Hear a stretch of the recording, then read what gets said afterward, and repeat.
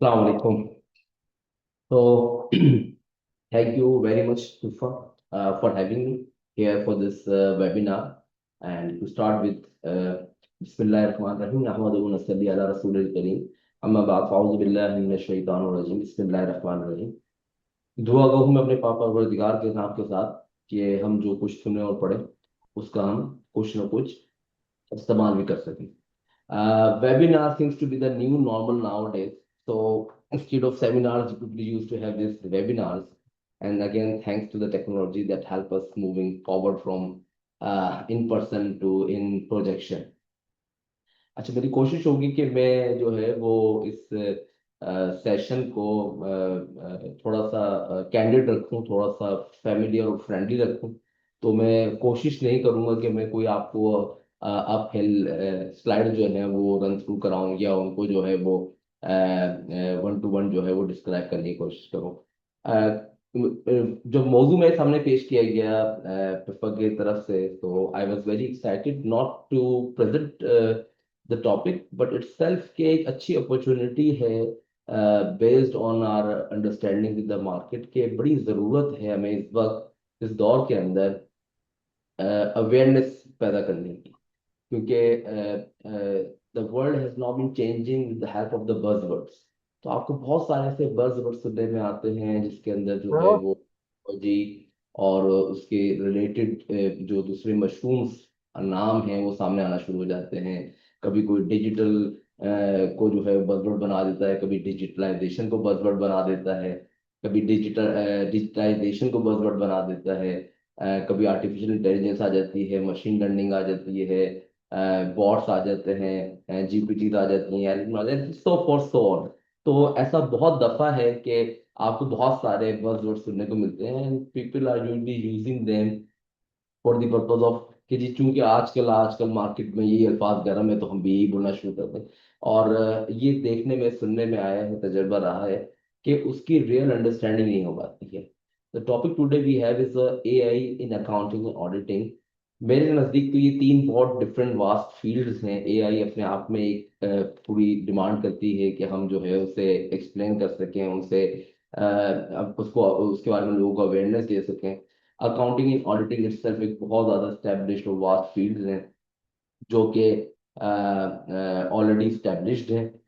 उसमें बहुत सारे लोगों ने बड़ी खिदमत अंजाम दे दी हैं और अब इन फील्ड्स को हम बहुत हद तक जो है वो इस्टेब्लिश कर चुके हैं, रिकग्नाइज कर चुके हैं, रेगुलेट कर चुके हैं.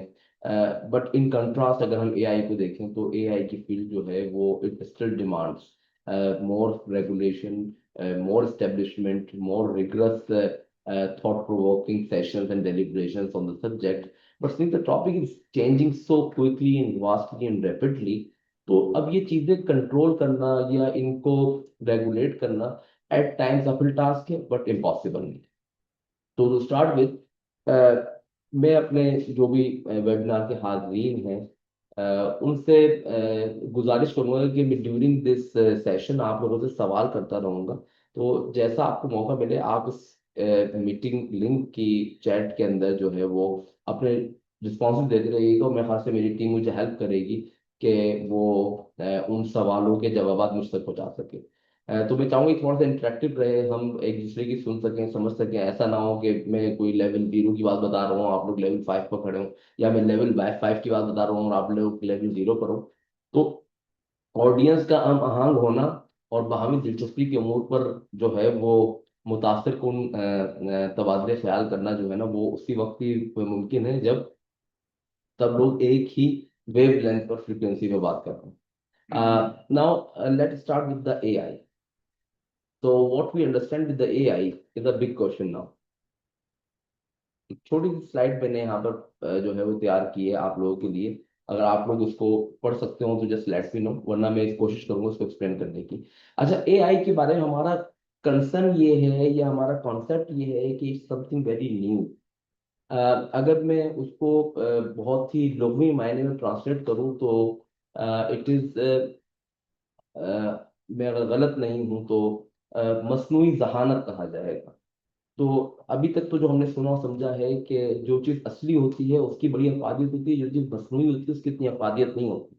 तो एक है नेचुरल इंटेलिजेंस और एक है आर्टिफिशियल इंटेलिजेंस। तो एक है असली जहानत जो इंसानों के पास है, और एक है मसनूई जहानत जिसको हम मशीन के अंदर पैदा करने की कोशिश कर रहे हैं। अच्छा, क्या ये कोई नया कॉन्सेप्ट है? क्या ये कोई नई बात है? क्या इससे पहले इंसानों ने इस तरह की कोई कोशिश नहीं करी? क्या इससे पहले हमने कोई मसनूई जहानत नहीं देखी? तो मैं ये समझूंगा कि ऐसी बात नहीं है। This concept is very old, this is not a new concept. Artificial intelligence, ये मसनूई जहानत जो है, ये it it goes back to the 1960। और उसमें भी जो है हम अगर बहुत फोकस करें तो उससे भी पहले जब जब स्टेटिस्टिशियन जो थे या मैथमेटिशियन जो थे, वो कोई फोरकास्टिंग या प्रोजेक्शन करते थे या कोई प्रोबेबिलिटीज निकालते थे, this is also some sort of मसनूई जहानत और आर्टिफिशियल इंटेलिजेंस। उस भी हमारा मानना यही था कि जो ये, मेरे ख्याल से आप इसको जूम करने की कोशिश करें।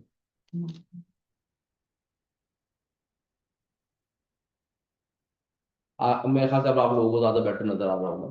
तो जिस तरह मैं एक्सप्लेन करने की कोशिश कर रहा था कि back in 1960s and 50s जो है ना, उस वक्त भी आर्टिफिशियल इंटेलिजेंस और मशीन लर्निंग के लिए कोशिशें शुरू हो चुकी थी।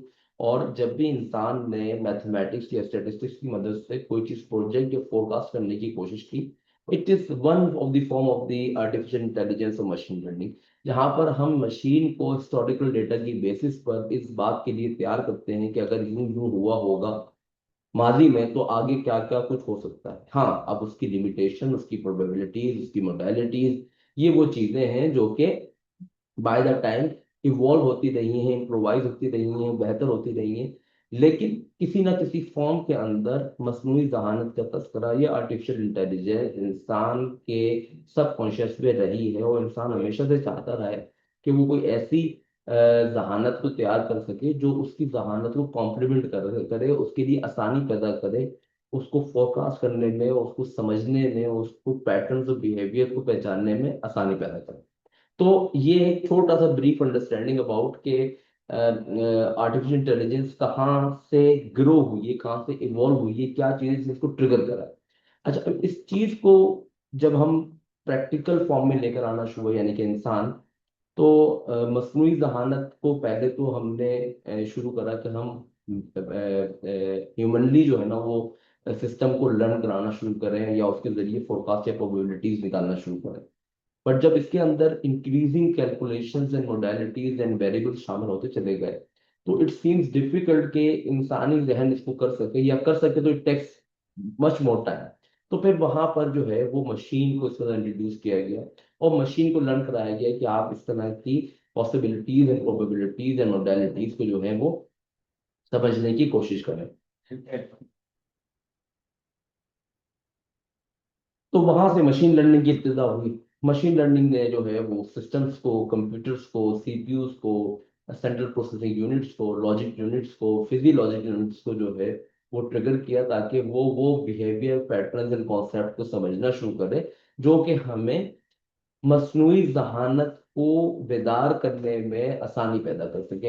अगर मैं उर्दू कुछ हद तक गाड़ी बोल रहा हूँ तो आप मुझे कमेंट्स में मेंशन कर सकते हैं। I will try to make it more linear and modern. तो उर्दू की भी हमारे पास जो है वो डिफरेंट वर्जन आ चुके हैं।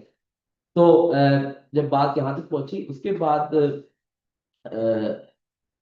हम मैथमेटिशियंस एंड स्टैटिस्टिशियंस के साथ साथ कंप्यूटर्स इंजीनियर्स को भी इंक्लूड कर चुके हैं अपनी जर्नी में, जो कि आर्टिफिशियल इंटेलिजेंस को इवॉल्व कर रही है। Now here comes another factor कि चूंकि this is going to be replica और एक कॉपी होगी रियल और नेचुरल इंटेलिजेंस की, तो एक न्यूरल नेटवर्क जो इंसान के दिमाग में बसता है, वो भी जो है इसके अंदर जो है वो शामिल हाल होना शुरू हो गया। कि इंसानी दिमाग किस तरह सोचता है, तो हम सिस्टम को भी उसी तरह सोचना शुरू कराएं। हम इंसानी दिमाग जितने नेटवर्क्स बनाता है, जितनी पॉसिबिलिटीज बनाता है, जितने वेरिएबल्स को इंक्लूड करता है किसी डिसीजन को लेने के अंदर, कितनी एंगल्स और कितने लेंसेज को से जरिए उस चीज को परखता है, समझता है, हम वो सारे वेरिएबल्स और एंगल्स और लेंसेज जो है अपने मशीन लर्निंग के अंदर ऐड करना शुरू करें। Here comes the entry of a neural network. और कुछ ही हद तक अगर हम इसको कहना चाहें तो एनएलपी का एक कॉन्सेप्ट है, neuro linguistic programming. Long before, जब हम ये चैट जीपीटी इंजन्स या एप्लीकेशन यूज नहीं करते थे, उससे पहले भी ये कोर्सेज मार्केट में अवेलेबल थे। और पाकिस्तान के अंदर भी जो है डॉक्टर मुइज, एक शायद आप लोग जानते हो, एक बड़ी मशहूर जो है वो शख्सियत हैं, वो न्यूरो लिंग्विस्टिक प्रोग्रामिंग की कोर्सेज कराते थे।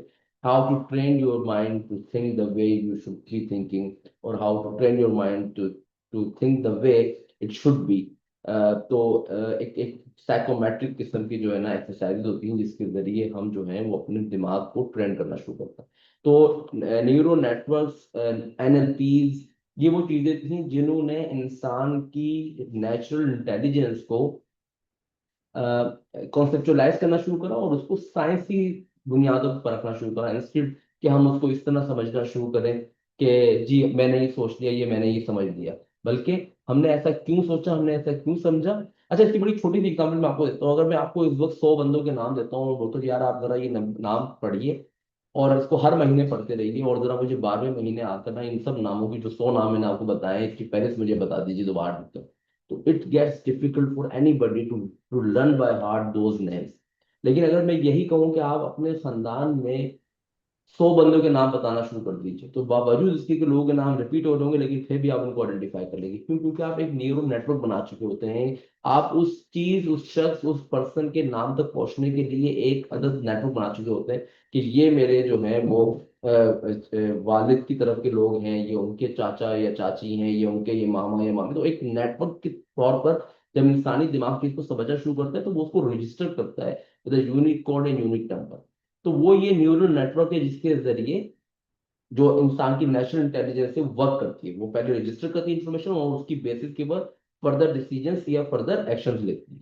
इन अ वेरी सिमिलर मैनर जब हम मशीन को लर्न कराने के, तो वहां पर भी हमने नेटवर्किंग का इस्तेमाल किया कि कितने सेट ऑफ इंफॉर्मेशन है जो आपस में एक दूसरे के साथ लिंक हो सकती है, कितने सेट ऑफ इंफॉर्मेशन है जो आपस में एक दूसरे के साथ कम्युनिकेट कर सकती है। और जितना वो कम्युनिकेट करेंगे बेटर, उतना ही बेटर वो अंडरस्टैंडिंग ले पाएंगे गिवन सवाल की, गिवन क्वेश्चन की, गिवन टॉपिक की।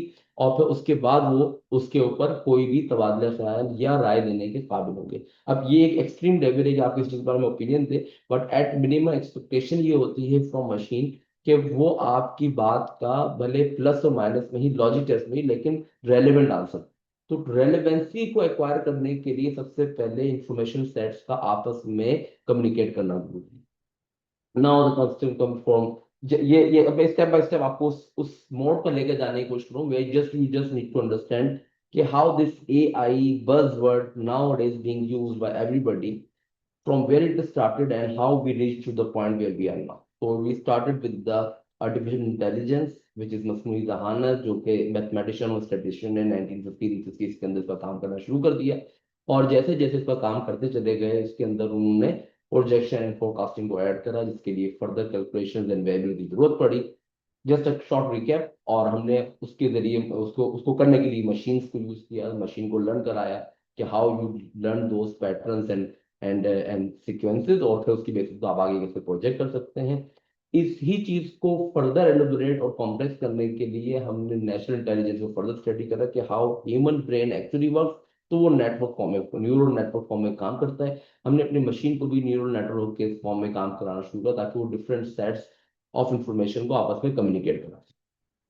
ये काम करते करते हमने अपने मशीन्स को डीप लर्निंग की तरफ लेकर चले गए।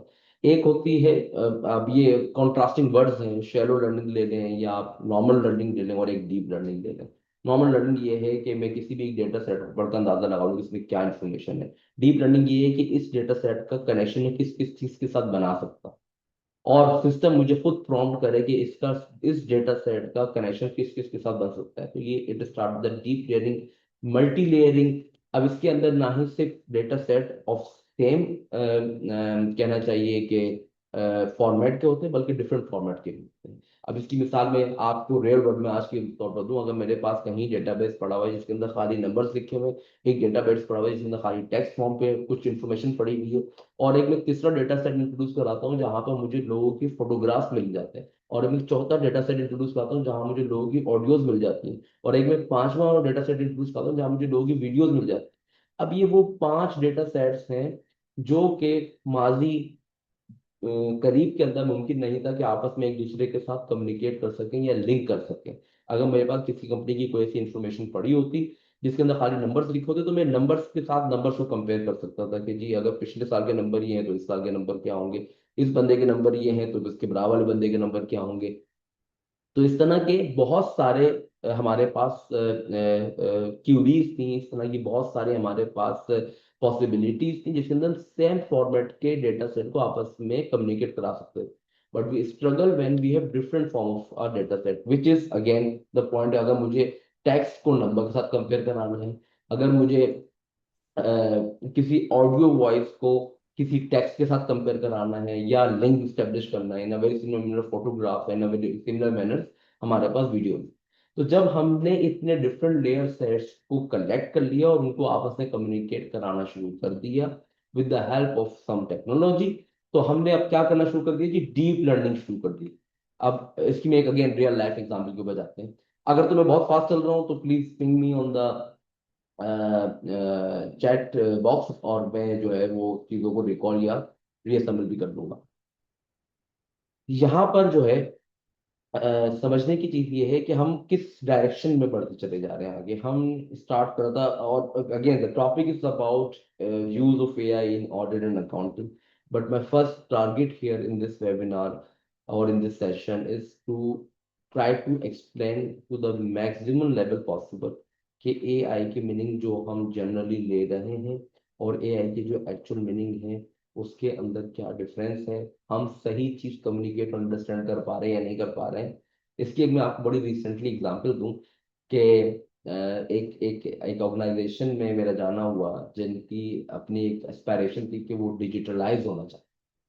तो जब उससे मुलाकात हुई और तवील मीटिंग मुकम्मल होने वाली थी, और मुझे लगा कि शायद जो है कुछ तशनगी रह गई है और मैं शायद इनके सवालों के सही जवाब नहीं दे पा रहा हूँ। तो मैंने उनसे सवाल किया कि अगर आप मुझे बताएं कि आपके दिमाग में क्या है कि अगर आपकी ऑर्गेनाइजेशन डिजिटलाइज हो जाए तो क्या होगा। तो खिलाफ तवक्को उन्होंने जो मुझे जवाब दिया वो बड़ा अजीब सा था। वो बोले यार मैं तो ये सोचता हूँ अगर डिजिटलाइज हो गए तो हमारे वहाँ सब लोगों के हाथ में लैपटॉप आ जाएगा, जो सीनियर लोग हैं उनके हाथ में टैबलेट आ जाएगी, और जो उससे भी सीनियर लोग हैं उनको तो जो है वो स्क्रीन पर खाली आखिर में नंबर नजर आना शुरू हो जाएंगे, और हम जब दिल चाहेंगे किसी को क्लिक अवे करेंगे और हमारा मैसेज वहां पहुंच जाएगा। तो the understanding of that organization leader about the digitalization is totally different what actually digitalization means. In a very similar manner एक और ऑर्गेनाइजेशन में से जाना हुआ जहां पर उनकी अपनी एस्पिरेशन थी कि by x number of years जो हैं वो डिजिटलाइजेशन को अचीव कर लेंगे, बल्कि वो आर्टिफिशियल इंटेलिजेंस को भी इन यूज लाना चाहते हैं। और जब उनसे डिस्कशन हुई, और मैं दोनों ऑर्गेनाइजेशन की जो एग्जाम्पल दे रहा हूँ ये विद इन पाकिस्तान है, तो उनकी अंडरस्टैंडिंग बहुत डिफरेंट थी। They would like to use their historical data to predict the future, और उसके लिए उनके पास बड़े डेटा सेट अवेलेबल थे। वो चाह रहे थे कि इस डेटा सेट्स को हम किसी और डेटा के सेट्स के साथ बेंचमार्क करें ताकि हम कोई बेटर रिजल्ट्स की तरफ जा सकें, और हमें सिस्टम प्रॉम्प्ट करे कि माजी में इस तरह के वाकयात के ऊपर हमने क्या एक्शन लिया और कहाँ हम चूक गए, ताकि हम ये काम दोबारा रिपीट ना कर सकें। अब इन दो एग्जाम्पल्स को अगर आप एक दूसरे के साथ कंपेयर करें तो आपको पता चलेगा कि एक ही सोसाइटी के अंदर डिफरेंट नॉर्म्स और डिफरेंट अंडरस्टैंडिंग है about digitalization and use of AI. एक तरफ जो है हमारी डाइवर्स सोसाइटी के अंदर अंडरस्टैंडिंग जो है वो इस लेवल की है कि they they they resemble digitalisation with the use of laptop, और दूसरी तरफ इस लेवल की अंडरस्टैंडिंग है जहां पर यूज ऑफ डेटा सेट की वो बात होगी। तो इस बात की शदीद ज़रूरत है इस दौर के अंदर, स्पेशली हमारी सोसाइटी के अंदर, और उससे भी ज़्यादा इम्पोर्टेंट हम प्रोफेशनल जो बॉडी है उसके अंदर, कि हम लोग अपने आप को सेल्फ अकाउंटेबल करते हुए, सेल्फ अवेयर करते हुए इस इम्पोर्टेंट टॉपिक को बार बार डिस्कस करें, और बार बार एक दूसरे को चैलेंज करें, बार बार एक दूसरे के साथ अवेयरनेस सेशन करें, ताकि हम लोग अपनी अंडरस्टैंडिंग को ना ही सिर्फ फेमिलराइज करा सकें बल्कि उसको यूनिफॉर्म भी बनाएं। तो इस चीज को आगे बढ़ाते हुए हम डीप लर्निंग तक पहुंच गए थे। नाउ जो दो बहुत ही न्यू हमारे पास आइडियाज हैं, वो है जेनेटिव एआई और agentic AI. Generative AI is a large deep learning model that generate text, images and other contents based on the data they were trained on. तो जेनेटिव एआई में बहुत ही आसान अल्फाज में अगर समझाना शुरू करूँ तो ये है कि हमने अपने सिस्टम को अवेयर कराना शुरू कर दिया है with the help of some data sets. अब वो डेटा सेट्स हमारे लोकल भी हो सकते हैं, रीजनल भी हो सकते हैं, किसी की स्पेसिफिक इंडस्ट्री के भी हो सकते हैं, पब्लिक एट लार्ज के भी हो सकते हैं। तो बहुत सारी चीज़ों के डेटा सेट हो सकते हैं जिसकी पॉसिबिलिटीज हैं। अब इन डेटा सेट्स की मदद से जो भी सिस्टम वजूद कयाम पजीर होगा या सामने आएगा, उसकी टोटल बेस सपोर्ट जो है ना, वो उसके पीछे का एल्गोरिथम। अब इसकी मिसाल इस तरह की है कि अगर हम एक बच्चे को बचपन से परवरिश देना शुरू करते हैं, अगर आप उसको अच्छे इन्वायरमेंट में अच्छी इंफॉर्मेशन के साथ अच्छे तरबियत के साथ उसकी परवरिश करेंगे, तो आपको अल्टीमेटली एक बहुत ही डिफाइंड जेंटलमैन नजर आएगा। और अगर आप उसकी तरबियत जो है और नशोनुमा जो है वो बुरे इन्वायरमेंट में बुरे खदोखाल के साथ करेंगे, तो वो आपको एक बुरी शख्सियत नजर आएगा। हालांकि दोनों जगह पर इंसान जो ह्यूमन है वो सेम है, दोनों के पास बॉडी फंक्शनिंग सेम है, दोनों के पास न्यूरल नेटवर्क सेम है। लेकिन चूंकि उसके अंदर इनपुट गलत दिया गया है, तो वो आउटपुट भी उसी तरह का जनरेट कर रहा है। तो जितनी भी जेनेटिव एआई है वो डिपेंड करती हैं कि उसकी पीछे जो एल्गोरिथम या डेटा सेट्स हैं वो किस नौयत या किस नेचर के। अगर तो वो बहुत बेटर और रेलेवेंट है तो आपके लिए बहुत यूजफुल है, और अगर वो कम रेलेवेंट और कम बेटर है तो वो कम यूजफुल है। लास्टली जो इस सीक्वेंस में हमारे पास है वो है agentic AI. AI systems that autonomously plan, decide, and act to achieve goals with minimal human input. अभी से कुछ अरसे पहले मेरा एक वर्कशॉप में जाना हुआ, और वहां पर एक सवाल उठाया गया जो आई वुड लाइक कि मैं वो सवाल और जवाब दोनों जो है वो इस सेशन में एक्सप्लेन करूं।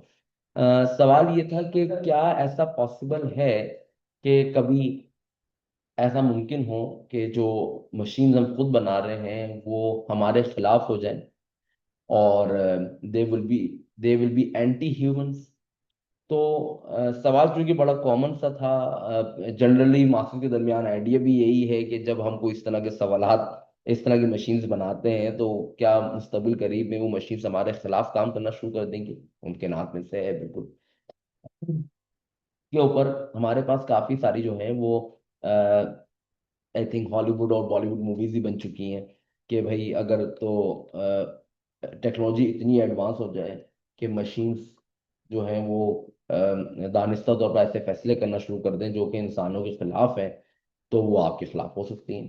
सवाल जो था स्पीकर के से वो ये था कि क्या ये मुमकिन है।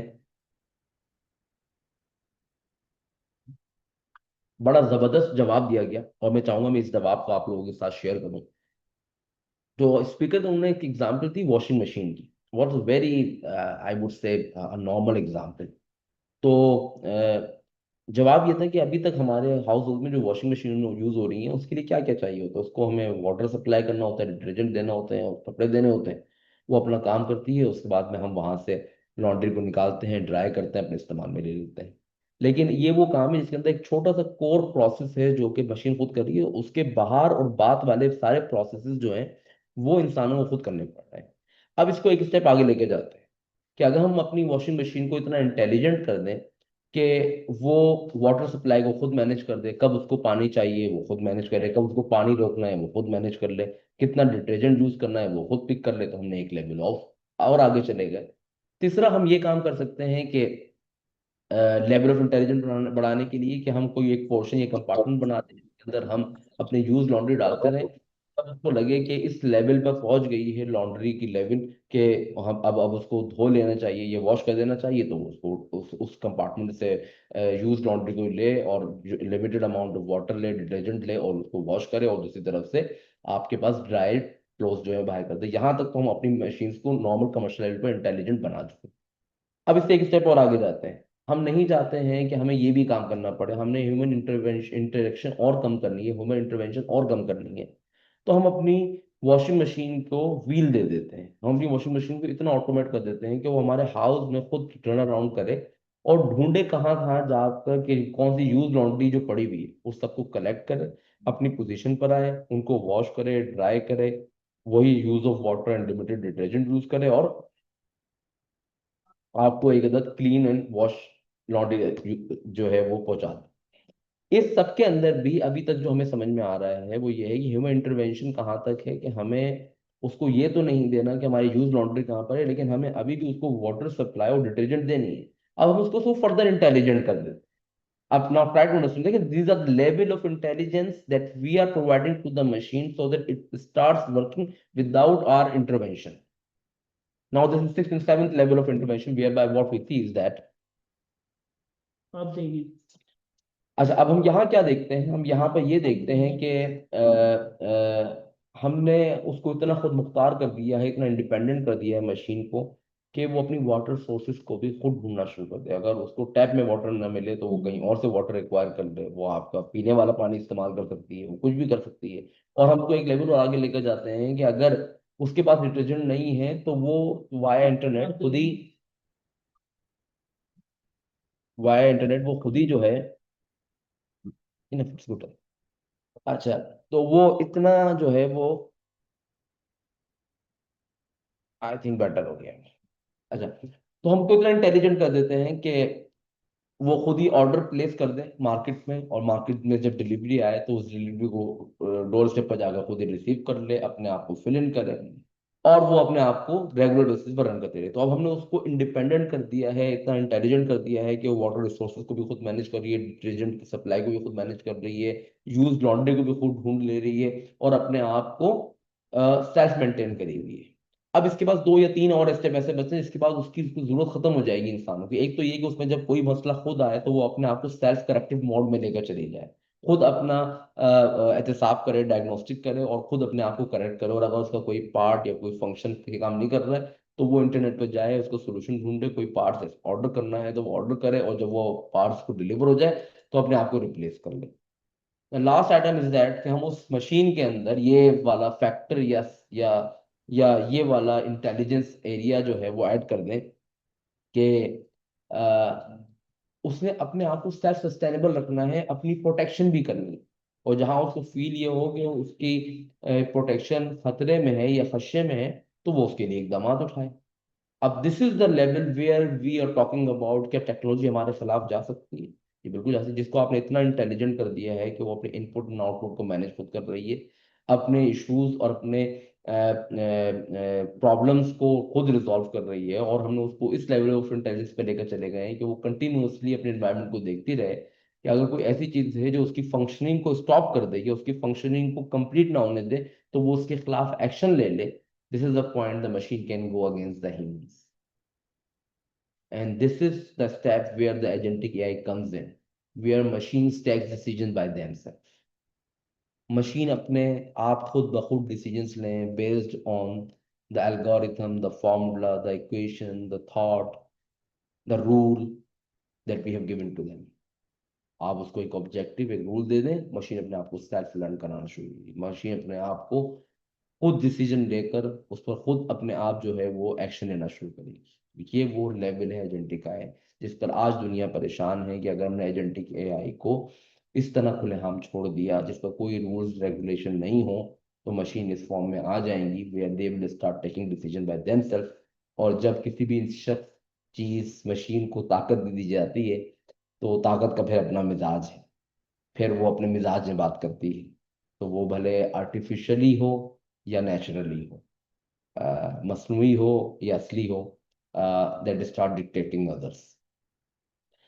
This is the story. I think I took almost 20-25 minutes in explaining the history of AI, where we have come, from where we have come, and where we are heading to now. This is the the the journey of AI, जो कि अगर मैं गलत नहीं हूं तो 70-75 साल की है, लेकिन उसके अंदर जो एडवांसमेंट का पेस है वो लेटली बहुत तेज है। जो मशीन लर्निंग की कैपेसिटी इंसानों की 1950, 60 और 70 की दिहाई में थी, 22, 23, 24 में उसका कोई कंपैरिजन नहीं है। तो it gives you an excitement answers, it gives you an excitement questions कि अगर ऐसा कुछ है तो वो कहाँ है, कैसा है, और अभी आगे कहाँ हेड कर रहा है। अगर हमारी पेस ऑफ चेंज इतनी शदीद तेज हो गई है कि जो काम पहले हम डिकेड्स में या दिहाइयों में किया करते थे, अब वो काम सालों में, महीनों में और मिनटों में हो रहे हैं।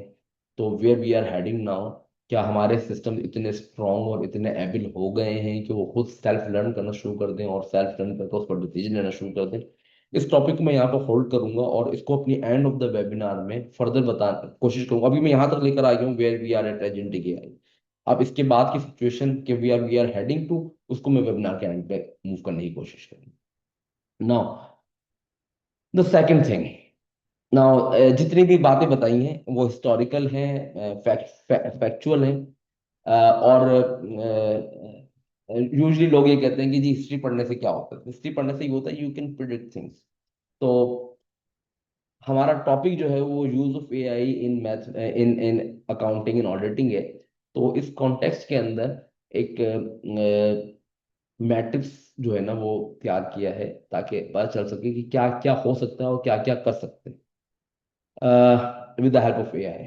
विजुअलाइजेशन कर सकते हैं, इंटरेक्शन कर सकते हैं, एनालिसिस कर सकते हैं, नॉलेज शेयरिंग कर सकते हैं और रीजनिंग कर सकते हैं। ये वो काम है जो टिपिकली पहले सीनियर रिसोर्सेज किया करती थी इन the field of auditing and accounting. अच्छा, अब इसके अंदर क्या कर सकते हैं? इसके अंदर एक फहरिस्त है जो बहुत ही ज्यादा लीडिंग है, वो मैंने यहाँ पे पॉपुलेट कर दी है। You can go further ahead. अब मैं इसको ब्रीफली थोड़ा थोड़ा एक एक एरिया को एक्सप्लेन करने की कोशिश करूंगा। देखिए, हम विजुअल चीजों को पढ़ सकते हैं। ऑप्टिकल करेक्टर रिकॉग्निशन, ये पुरानी चीज है। इमेज एक्सट्रैक्शन कर सकते हैं, डेटा विजुअलाइजेशन कर सकते हैं, इमेज क्लासिफिकेशन कर सकते हैं, वीडियो एनालिसिस कर सकते हैं, विजुअल इमोशन रिकॉग्निशन कर सकते हैं। ये वो चीजें हैं जो इन the field of AI you can do with the help of, with the field of accounting and auditing with the help of AI. अब इन चीजों की यूटिलिटी क्या है, ये हर एक की अपनी है। ओसीआर पहले आ गया था, हम डॉक्यूमेंट स्कैन करते थे, उसको यूज कर लेते थे। अब हम खाली ओसीआर से निकलकर इमेज पे चले गए, इमेज से निकलकर हम वीडियो तक चले गए। लेटली जो हमारे पास लेटली जो हमारे पास एआई बॉट्स हैं, वो आपकी सीसीटीवी कैमरा की फीड को यूज करते हुए फेशियल एक्सप्रेशन यूज करते हैं और ये बताने की या प्रिडिक्ट करने की कोशिश करते हैं कि जो जो ह्यूमन हमने सीसीटीवी में देखा है, अगर तो वो किसी सुपरमार्केट में है तो वो किस इमोशंस के साथ काम कर रहा है, उसका कहाँ पर इंक्लाइनेशन है। अगर वो किसी ब्रांच में है तो क्या वो परेशान है, रिच हुआ है, उसके टाइम बहुत लग रहा है। अगर वो किसी सिक्योरिटी पर्पज से लगा है तो हम ये जो है वो ऑब्जर्व कर सकते हैं कि ये person in in in in the video जो है वो किसी इल इंटेंशन के जरिए जो है वो मूव कर रहा है, नहीं रहा, ताकि हम उसको फर्दर जो है वो ऑब्जर्व कर सकें। तो ये वो कैपेसिटीज एंड कैपेबिलिटीज हैं जो हमारे पास with the help of AI आ गई हैं और हम इसको यूज कर सकते हैं ऑडिटिंग एंड अकाउंटिंग फील्ड के अंदर। अब किस तरह कर सकते हैं ये हम इसके बाद वाली स्लाइड्स के अंदर कोशिश करेंगे आपको एक्सप्लेन। अब इंटरेक्शंस आ गई हैं, चैटबॉट्स आ गए हैं, टेक्स्ट टू स्पीच आ गया है, स्पीच टू टेक्स्ट आ गया है, मशीन ट्रांसलेशन आ गई हैं, सेंटिमेंट एनालिसिस आ गए हैं, स्पीच इमोशन रिकग्निशन आ गया है। अच्छा, अब ये सब चीजें कहाँ पर कैसे यूज हो रही हैं? इसके लिए ना एक छोटा सा बैकग्राउंड पीछे जाकर लेते हैं। देखिए, अकाउंटिंग एंड ऑडिटिंग को मोस्टली हम जिस पर्सपेक्टिव में समझने की कोशिश करते हैं वो होता है कि हमने स्टैंडर्ड्स पढ़ लिए, हमने जो है वो अकाउंटिंग ट्रीटमेंट पढ़ ली, उसका डिस्क्लोजर पढ़ लिया, उसकी क्लासिफिकेशन पढ़ ली। These are the outputs of accounting and auditing fields. लेकिन ये सब काम करने के लिए हमारे पास बहुत सारी क्लैरिकल या लेबोरियस लेबोरियस वर्किंग हमें दरकार होती है। हमें बहुत सारा डेटा को रिकॉर्ड करना पड़ता है, क्लासिफाई करना पड़ता है, उनकी कट ऑफ रेट देखनी पड़ती हैं, उनको रीड करना पड़ता है, उनकी अथेंटिसिटी और क्रेडिबिलिटी को देखना पड़ता है, उसके बाद चीज़ों को रिकॉर्ड अकाउंट फॉर करना पड़ता है और फिर उनको डिस्क्लोज करना पड़ता है। इन वेरी सिमिलर मैनर जब हम ऑडिट की तरफ जाते हैं तो ऑडिटिंग स्टैंडर्ड्स हमें ये तो बताते हैं कि how to get to the true and fair view, लेकिन वहां तक पहुंचने से पहले बहुत सारे स्टेप्स हैं जहां पर ह्यूमन इंटरवेंशन और इंसानी अकल की जरूरत होती है to to to to to to find out कि जो एविडेंस इन हैंड है वो कितना यूजेबल है, कितना रिलायबल है, कितना कोरोबोरेटिव है, कितना स्ट्रांग है। और उसके लिए आपके पास फॉर श्योर कुछ स्टेप्स तो है ही हैं ऑडिटिंग स्टैंडर्ड्स के अंदर, लेकिन उसके बाद भी आपके पास एक ह्यूमन जजमेंट है जिसके अंदर आप उसको सपोर्ट करते हैं किसी और एविडेंस के साथ। वो सर्कमस्टांशियल भी हो सकते हैं और वो नॉन सर्कमस्टांशियल भी हो सकते हैं। तो इन सब चीज़ों को ऑटोमेट करने के लिए, इन सब चीज़ों को आसान करने के लिए artificial intelligence has already thrived to the point where we are using them in the areas of auditing and accounting। तो इंटरेक्शन के अंदर आप देख रहे हैं, टेक्स्ट टू स्पीच है हमारे पास, स्पीच टू टेक्स्ट, दोनों चीज़ें हमारे पास मौजूद है। अब आपके पास ऐसे मशीन्स मौजूद हैं जो डायरेक्ट जो पीओएस पर जो ऑर्डर प्लेस होता है उसको रिकॉर्ड भी कर लेती हैं, ऑर्डर भी प्लेस कर देती हैं और उनकी अकाउंटिंग एंट्री भी पास कर देती हैं। एनालिसिस आ जाए, एनालिसिस हमारे पास हमेशा एक ऐसी आइटम रहा जो कि बहुत डिफिकल्ट रहा कि how to analyze the information, because there is always number of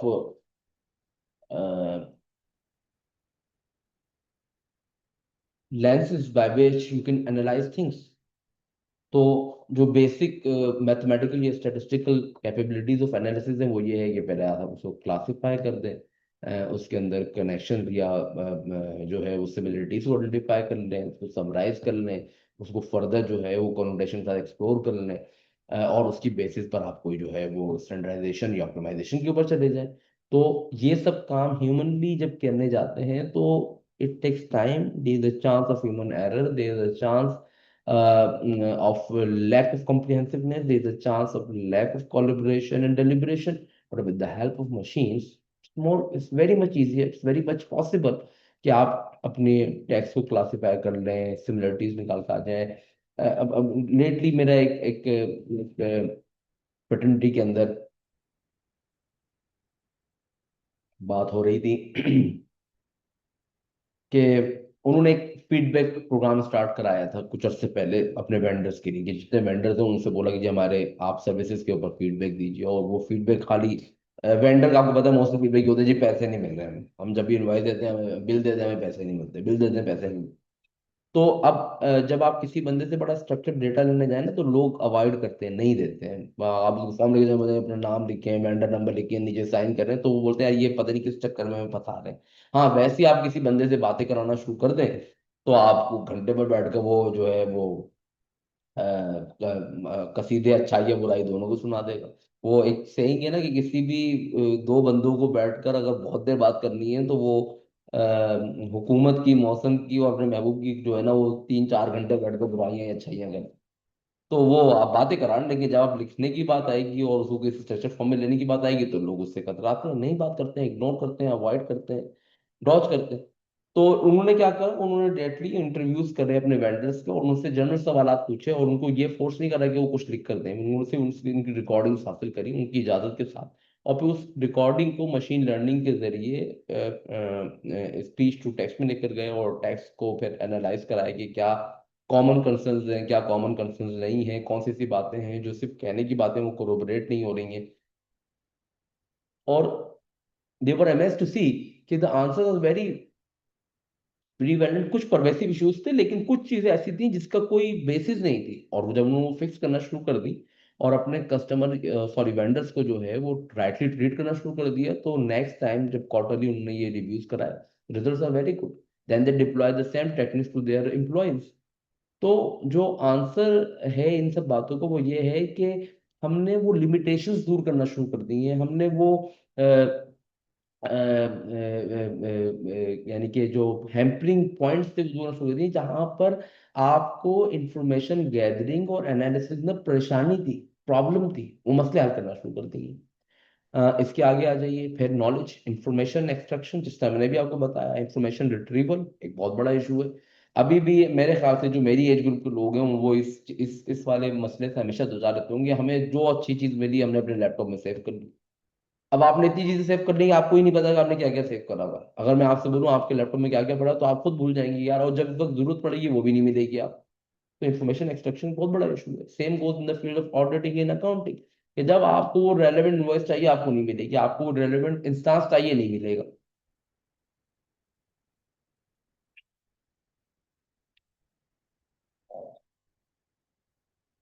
So from information extraction to information retrieval, then natural language generation, document understanding, knowledge extraction, human review and feedback.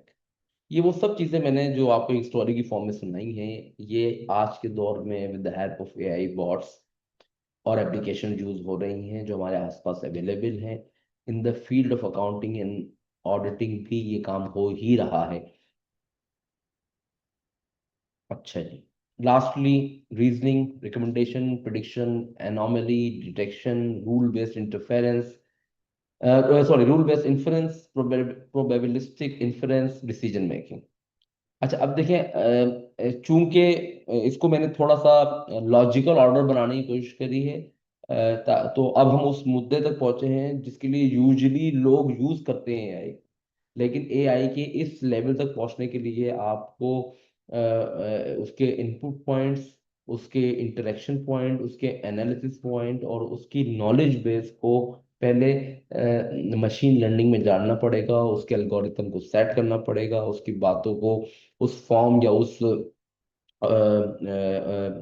उस connection के साथ जो है वो machine को learn कराना पड़ेगा ताकि वो आपको डिजायर्ड रिजल्ट दे सके in the form of recommendations, predictions, anomaly detection, rule based inference, probabilistic influence, decision making. अच्छा, ये सब चीजें क्या है कि छोटा छोटा सा हम जो है ना एक ब्रीफ सा इसका एक अंडरस्टैंडिंग ले लेते हैं। अच्छा जी। तो रिकमेंडेशंस कैसे देंगे आप? रिकमेंडेशंस देंगे आप जब आपको ये पता होगा कि बेटर प्रैक्टिसेस क्या है। तो उसके लिए आपको बेटर प्रैक्टिस के एल्गोरिथम को रन कराना पड़ेगा। प्रिडिक्शन कैसे कर सकते हैं? प्रिडिक्शन कर सकते हैं आप बेस्ड ऑन हिस्टोरिकल एनालिसिस, लेकिन उसके अंदर आपको जो है वो एक फ्यूचरिस्टिक वेरिएबल्स को डालना पड़ेगा। अगर मैं किसी अकाउंटिंग प्रोजेक्टेड कैश फ्लो बना रहा हूँ, कोई कोई सीएफओ साहब को ये टारगेट मिला हुआ है कि जी आप प्रोजेक्टेड कैश फ्लो बनाए, तो क्या हो, एक तो उनके पास पिछले 5 साल 10 साल के कैश फ्लो का डेटा पड़ा हुआ होगा, उसकी बेसिस पर वो नया बना देंगे। लेकिन जब आप नया बनाएंगे तो आपको कुछ फंडामेंटल मैक्रो इकोनॉमिक फैक्टर को कंसीडर करना पड़ेगा। What would be your interest rate, what would be your policy rate, your exchange rate, macro economic conditions क्या हैं। तो ये वो इनपुट्स हैं जो दरकार होंगे कि फ्यूचरिस्टिक क्या होने वाला है। और जब वो आपको पता चल जाएंगे, उसका इनपुट ऐड कर देंगे इसके अंदर, ये सिस्टम खुद लर्न कर लेगा कि सोर्सेज कहाँ है, कहाँ से इनपुट मिल सकता है, वो आपको बेटर प्रिडिक्शन दे सकता है। अच्छा, एक बहुत बड़ा मसला जो हमारी ऑडिटिंग या अकाउंटिंग प्रैक्टिस में ना, वो एनोमली डिटेक्शन है।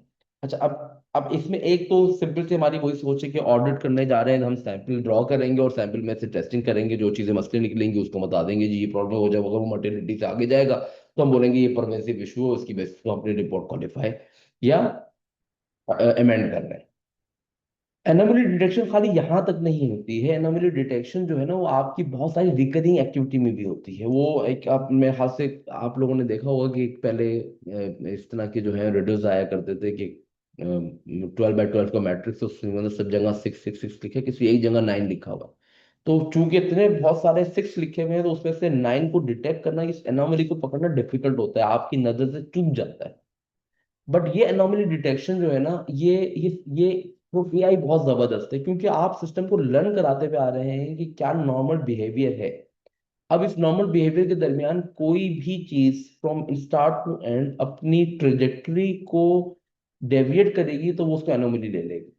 हमारे पास SOC system operate security operation centers की इस तरह की बहुत सारे इंस्टांसेस होते हैं, ऑर्गेनाइजेशन में लगा होता है, जहां पर यही डिटेक्शन चल रही है कि कितनी communication with the system normal है और कितनी ऐसी कम्युनिकेशन जो नॉर्मल नहीं है। अगर नॉर्मल नहीं है तो उसके ऊपर कोई ना कोई सवाल उठेगा, और जब सवाल उठेगा तो फिर आपको पता चलेगा कि whether it is by mistake, by chance, और इट इज बाय डिजाइन।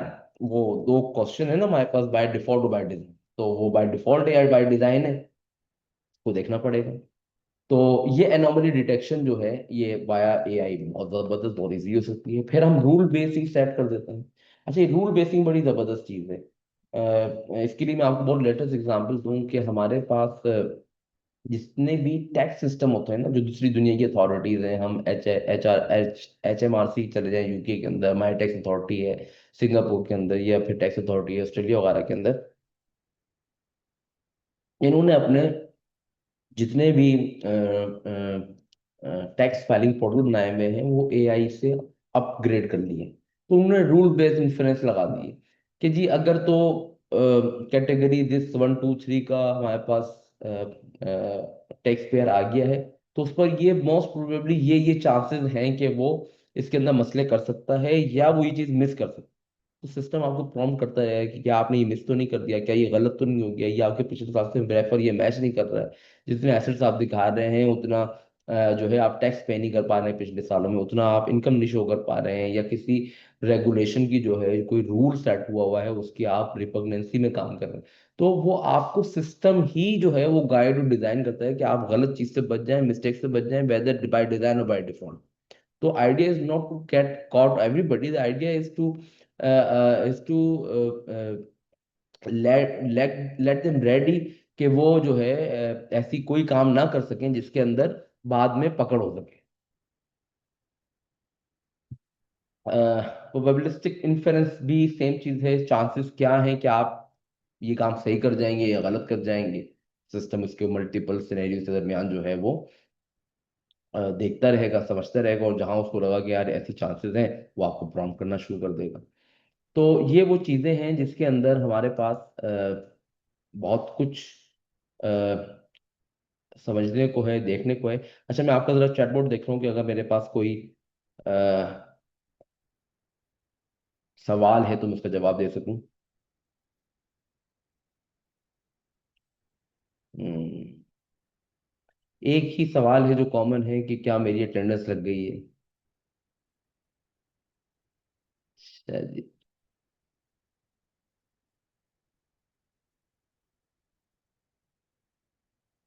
अच्छा जी, thanks a lot for this informative session. अभी तो सेशन चल रहा है जनाब, अभी कैसे थैंक्स कर दिया, हो सकता है आगे जाकर मेरा सेशन खराब हो जाए।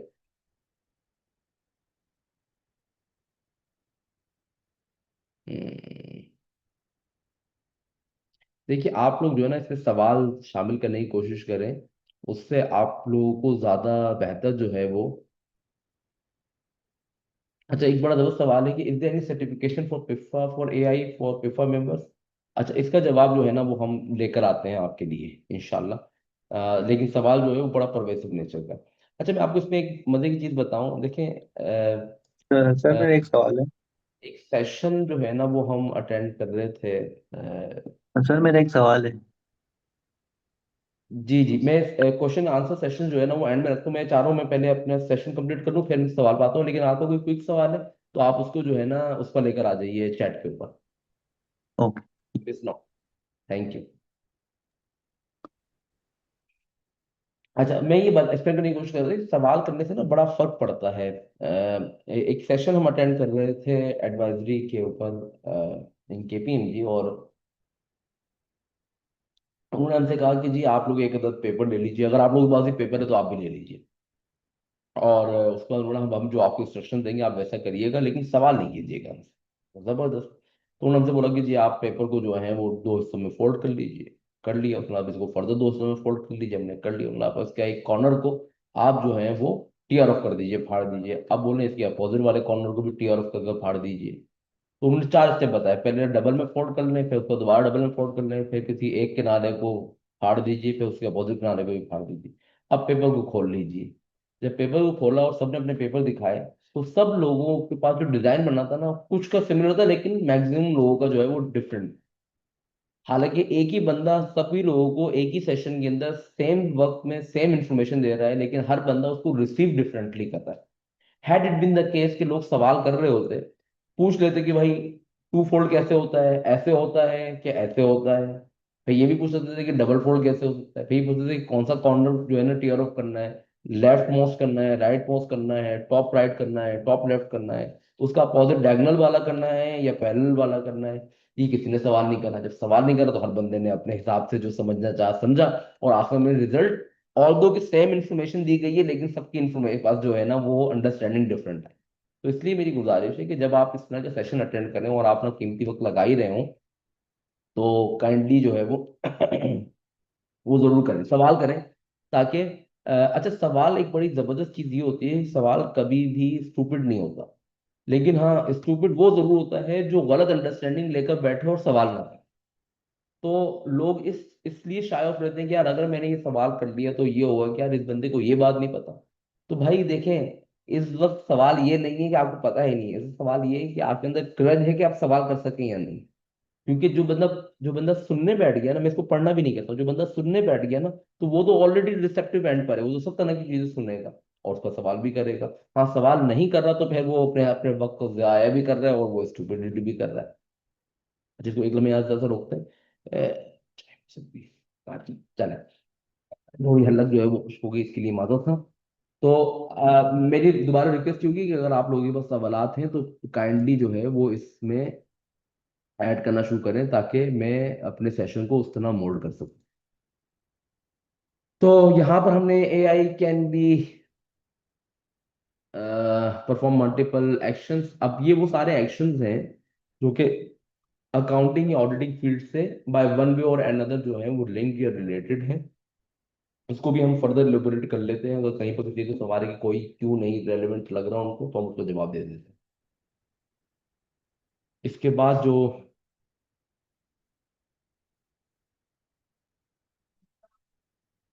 अच्छा, अब ये वो जगह है जहां पर मैं आप लोगों की तवज्जो मबजूल कराना चाहूंगा, how A I evolve from assisting to acting independent.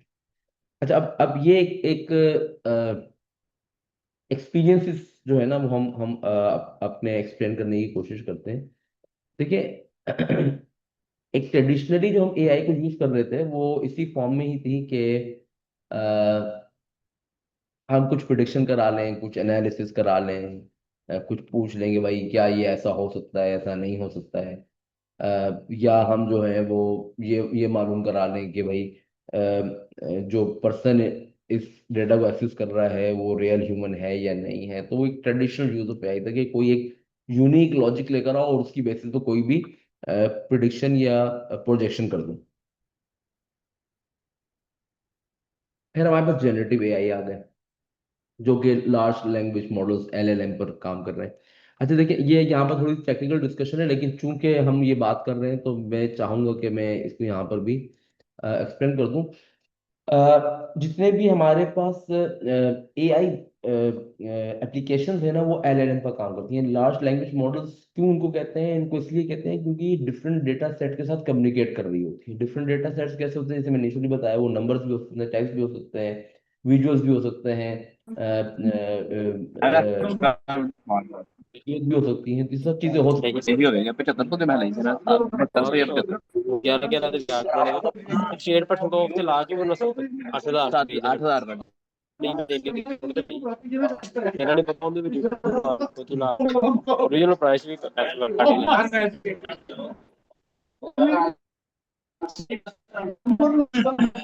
ਤੁਸੀਂ ਆ ਜਾਓ ਤੁਹਾਡੇ ਨਾਲ 800 चलो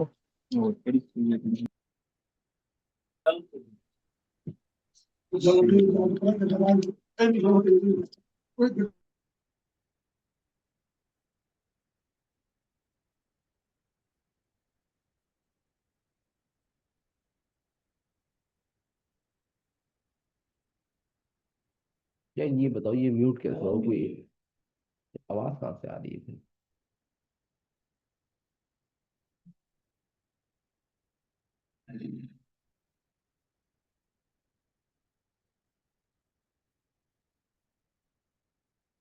मेरे ख्याल से अब आप लोग बेटर सुन पा रहे होंगे। बीच में जो है वो डिस्टॉर्शन थी, इस वजह से जो है मैंने वीडियो ऑफ करी और मैंने कोशिश करी कि मैं इसको दोबारा से जो है वो नॉर्मलाइज मोड में निकाल सकूँ। उम्मीद करता हूँ आप लोगों को आवाज़ साफ आ रही होगी। अगर आवाज़ साफ नहीं आ रही तो मुझे बताइएगा इन चैट, तो जो हमारी टीम है वो उसको देख लेगी। मैं एक्सप्लेन करने की कोशिश कर रहा था कि मोस्टली जो हमारे पास एआई एप्लीकेशंस हैं ये लार्ज लैंग्वेज मॉडल्स एलएलएम के अंदर बनाई जाती हैं। और क्यों लार्ज लैंग्वेज मॉडल्स बनाई जाती हैं, क्योंकि इसके अंदर एक ह्यूज अमाउंट ऑफ डेटा है जो कंटिन्यूसली फीड अप होता चला जाता है ताकि सिस्टम को लर्न कराया जा सके। तो जितने भी जीपीटीज हैं या एल लामा है, क्लाउड है, ये सब के सब जो है लार्ज लैंग्वेज मॉडल्स से बनी हुई हैं। अच्छा, एक बात जरूर ध्यान में रखिएगा कि जो आपके पास अभी पब्लिकली अवेलेबल चैट जितने भी जीपीटीज हैं, भले वो चैट जीपीटी हो किसी और फॉर्म में हो, ये सब के सब जो है वो पब्लिक डोमेन में है। पब्लिक डोमेन में का मतलब ये है कि जिस तरह आप इससे सवाल करते हो जवाब लेते हैं ना, इसी तरह यही सिस्टम आपके फिल्टर से भी सवाल हो सकता है, वो जवाब ले सकता है। तो ये बोथ वे ट्रैफिक ही, single way one way traffic नहीं है। तो जब पब्लिक डोमेन में आप किसी भी जीपीटी को यूज कर सकते हैं, जिस तरह आप उसका डेटा यूज कर रहे हैं वो भी आपका डेटा यूज कर रहा है। तो इसलिए ये सॉर्ट ऑफ एक साइबर सिक्योरिटी रिस्क बन जाता है। इसलिए अब जो बिग ऑर्गेनाइजेशन है उन्होंने अपने जीपीडीज बनाना शुरू कर दिए हैं। जिस तरह आप माइक्रोसॉफ्ट को ले लें, उन्होंने अपना कोपायलट ले लिया है या दूसरा भी ले लें, तो ताकि आपका डेटा सिक्योर है। और इससे भी आगे जाकर अब ऑर्गेनाइजेशंस जो कि बहुत लार्ज नहीं है, बहुत ह्यूमंगस नहीं है, लेकिन उन्होंने अपने अपने शॉर्ट जीपीडीज बना लिए हैं जो उनकी अपनी इंफॉर्मेशन रिक्वायरमेंट को पूरा कर रहे होते हैं। आप इसके अंदर इंक्लूड कर सकते हैं, आप कोई बैंक भी हो सकता है, कोई रेगुलेटर भी हो सकता है, कोई मल्टीनेशनल भी हो सकती है, क्योंकि इनके पास एक ह्यूज फॉर्म ऑफ डेटा मौजूद होता है जिसको उनको खुद यूज करना होता है। और ये ह्यूज फॉर्म ऑफ डेटा जो है वो in the form of policy and procedure भी हो सकता है, फाइनेंशियल डेटा भी हो सकता है, ऑपरेशनल डेटा भी हो सकता है। ये आपका अलग अलग है जो ओटी से जनरेट होता है, जो उनकी ऑपरेशनल टेक्नोलॉजी से डेटा जनरेट होता है, जिसको मोस्टली ऑपरेशनल डेटा भी कहते हैं, लेकिन ये सिस्टम जनरेटेड होता है इसलिए ओटी टेक्नोलॉजी के जरिए कैप्चर किया जाता है। तो ये डेटा भी होता है। इन सब डेटा को ज्वाइन कर कर एक प्रिडिक्टिव मॉडल बनाया जाता है यूजिंग एलएलएम लैंग्वेज। तो वो एक एक यू कैन से एक प्राइवेट जीपीटीसी बनाए जाते हैं, वो जनरेटिव है सारे के सारे। अब इसके बाद आ जाते हैं एजेंटिक एआई, जिसके अंदर सिस्टम्स को हम ये कंट्रोल देते हैं कि they will govern themselves and they will bring up the answers and they will modify it by themselves. अब इसकी मैं दो तीन एग्जांपल्स देता हूँ।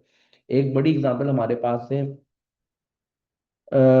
If I am not wrong तो यूके में आई बिलीव सबसे पहले ये हुआ कि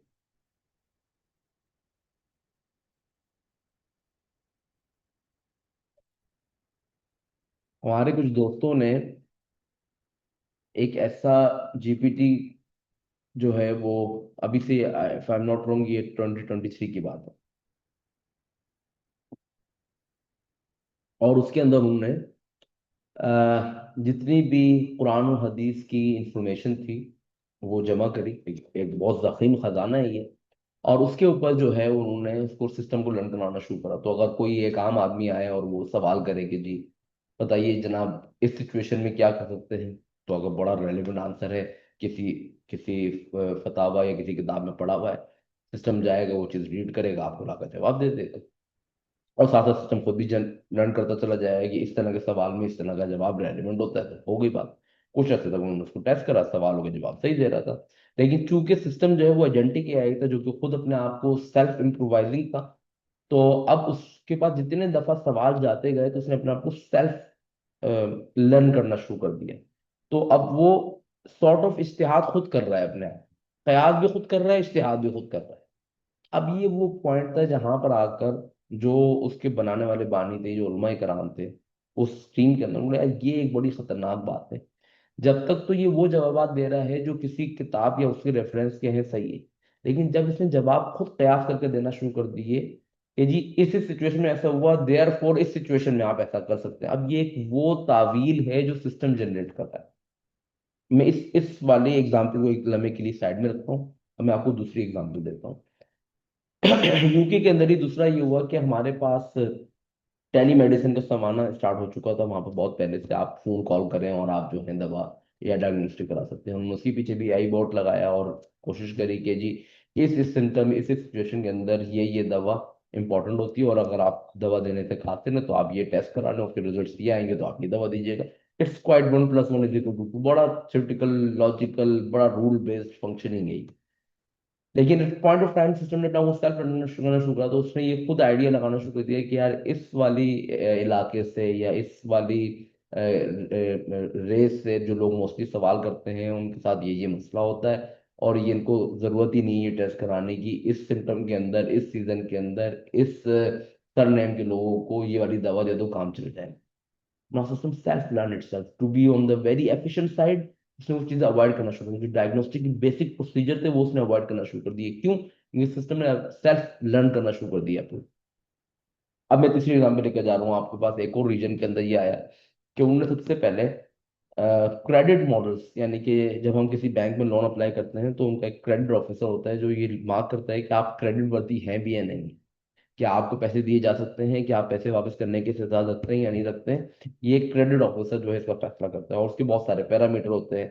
आपकी इनकम कितनी है, आपके असासे कितने हैं, आपका फैमिली बैकग्राउंड क्या है, आपके फैमिली कितने ने तो लोन नहीं लिया हुआ है, कि आपकी इनकम बहुत ज़्यादा स्ट्रेस तो नहीं है, और एक रूल बेस्ड लॉजिकल है। यही लॉजिकल थीम जो है वो एआई को दी गई। एआई ने भी अपनी मर्जी से इनिशियली वही जवाब दिए जो उसको सिस्टम में फीड किए गए थे, बट ऐसा तो उसने खुद लर्न करना शुरू। और मैं जो ऐसा ऐसा बोलता हूँ ना, ये very quick, like in a matter of 2 to 3 months system इतना लर्न कर जाता है कि वो सेल्फ डिसीजन लेना शुरू कर देता है। तो मैं तीसरी एग्जाम्पल आपको दे रहा हूँ कि सिस्टम ने अपने आप को for the sake of being very efficient and very accurate, उसने अपने आप को सेल्फ लर्न करा लिया कि जब जब कभी भी इस एरिया के लोग इस काम की लोन मांगते हैं तो उनका कोई भी बैकग्राउंड हो, कोई भी उनकी क्रेडिट वर्थिनेस हो, हमने उसको ना कर देनी, क्योंकि ये मोस्टली जो है ना वो डिफॉल्ट कर जाता है। तो अब हमारे मुल्क में तो शायद इसकी इतनी वैल्यू नहीं है, लेकिन अगर आप वेस्ट में चले जाएं और किसी की क्रेडिट प्रोफाइल कोई बैंक खराब कर दे तो उसके लिए एक बहुत बड़ा सवालिया निशान है ये, कि वो क्या करेगा इसके बाद, कहाँ जाएगा बंदा। तो ये वो मसाइल थे जिसने लोगों को अलार्म किया कि एजेंटिक एआई क्या कर सकता है और क्या नहीं कर सकता है, and where we are heading. क्योंकि एट टाइम्स जो सिस्टम को हमने सिखाया वो तो वहां तक था जहां तक हमने सिखाया, उसके बाद जब सिस्टम खुद सीखना शुरू हो गया तो वो हमारे काबू से बाहर हो गया। फिर हमें नहीं पता कि वो कौन सी लॉजिक, कौन सा रूल, कौन सा एल्गोरिथम, कौन सी प्रोबेबिलिटीज यूज कर रहा है, कौन सी मॉडलिटीज यूज कर रहा है to take a decision on behalf of humans. भले वो रिलीजन का मामला हो, भले वो मेडिकल का मामला हो, भले वो क्रेडिट वर्थिनेस का मामला हो। ये कुछ कुछ नोटेबल केसेस थे जो मैंने आपको एक्सप्लेन कर दिए। लेकिन लेकिन ऐसा बिल्कुल मुमकिन है कि इसके अलावा भी हैं। तो इसकी बेसिस के ऊपर यूरोपीय यूनियन ने इन द ईयर 2023, माफी चाहता हूँ अगर मुझे उसका साल सही एक्सप्लेन नहीं कर पा रहा हूँ, एआई पर जो है वो एक रेगुलेटरी ड्राफ्ट तरतीब दिया है, जिसको अभी लेटली जो है वो तकरीबन दुनिया के 67 कंट्रीज ने अडॉप्ट भी कर लिया है। और उसमें ये कॉन्सेप्ट दिया गया है कि इस एजेंटिक एआई को आप दो हिस्सों में ब्रेक कीजिए, एक एक्सप्लेनेबल और एक नॉन एक्सप्लेनेबल।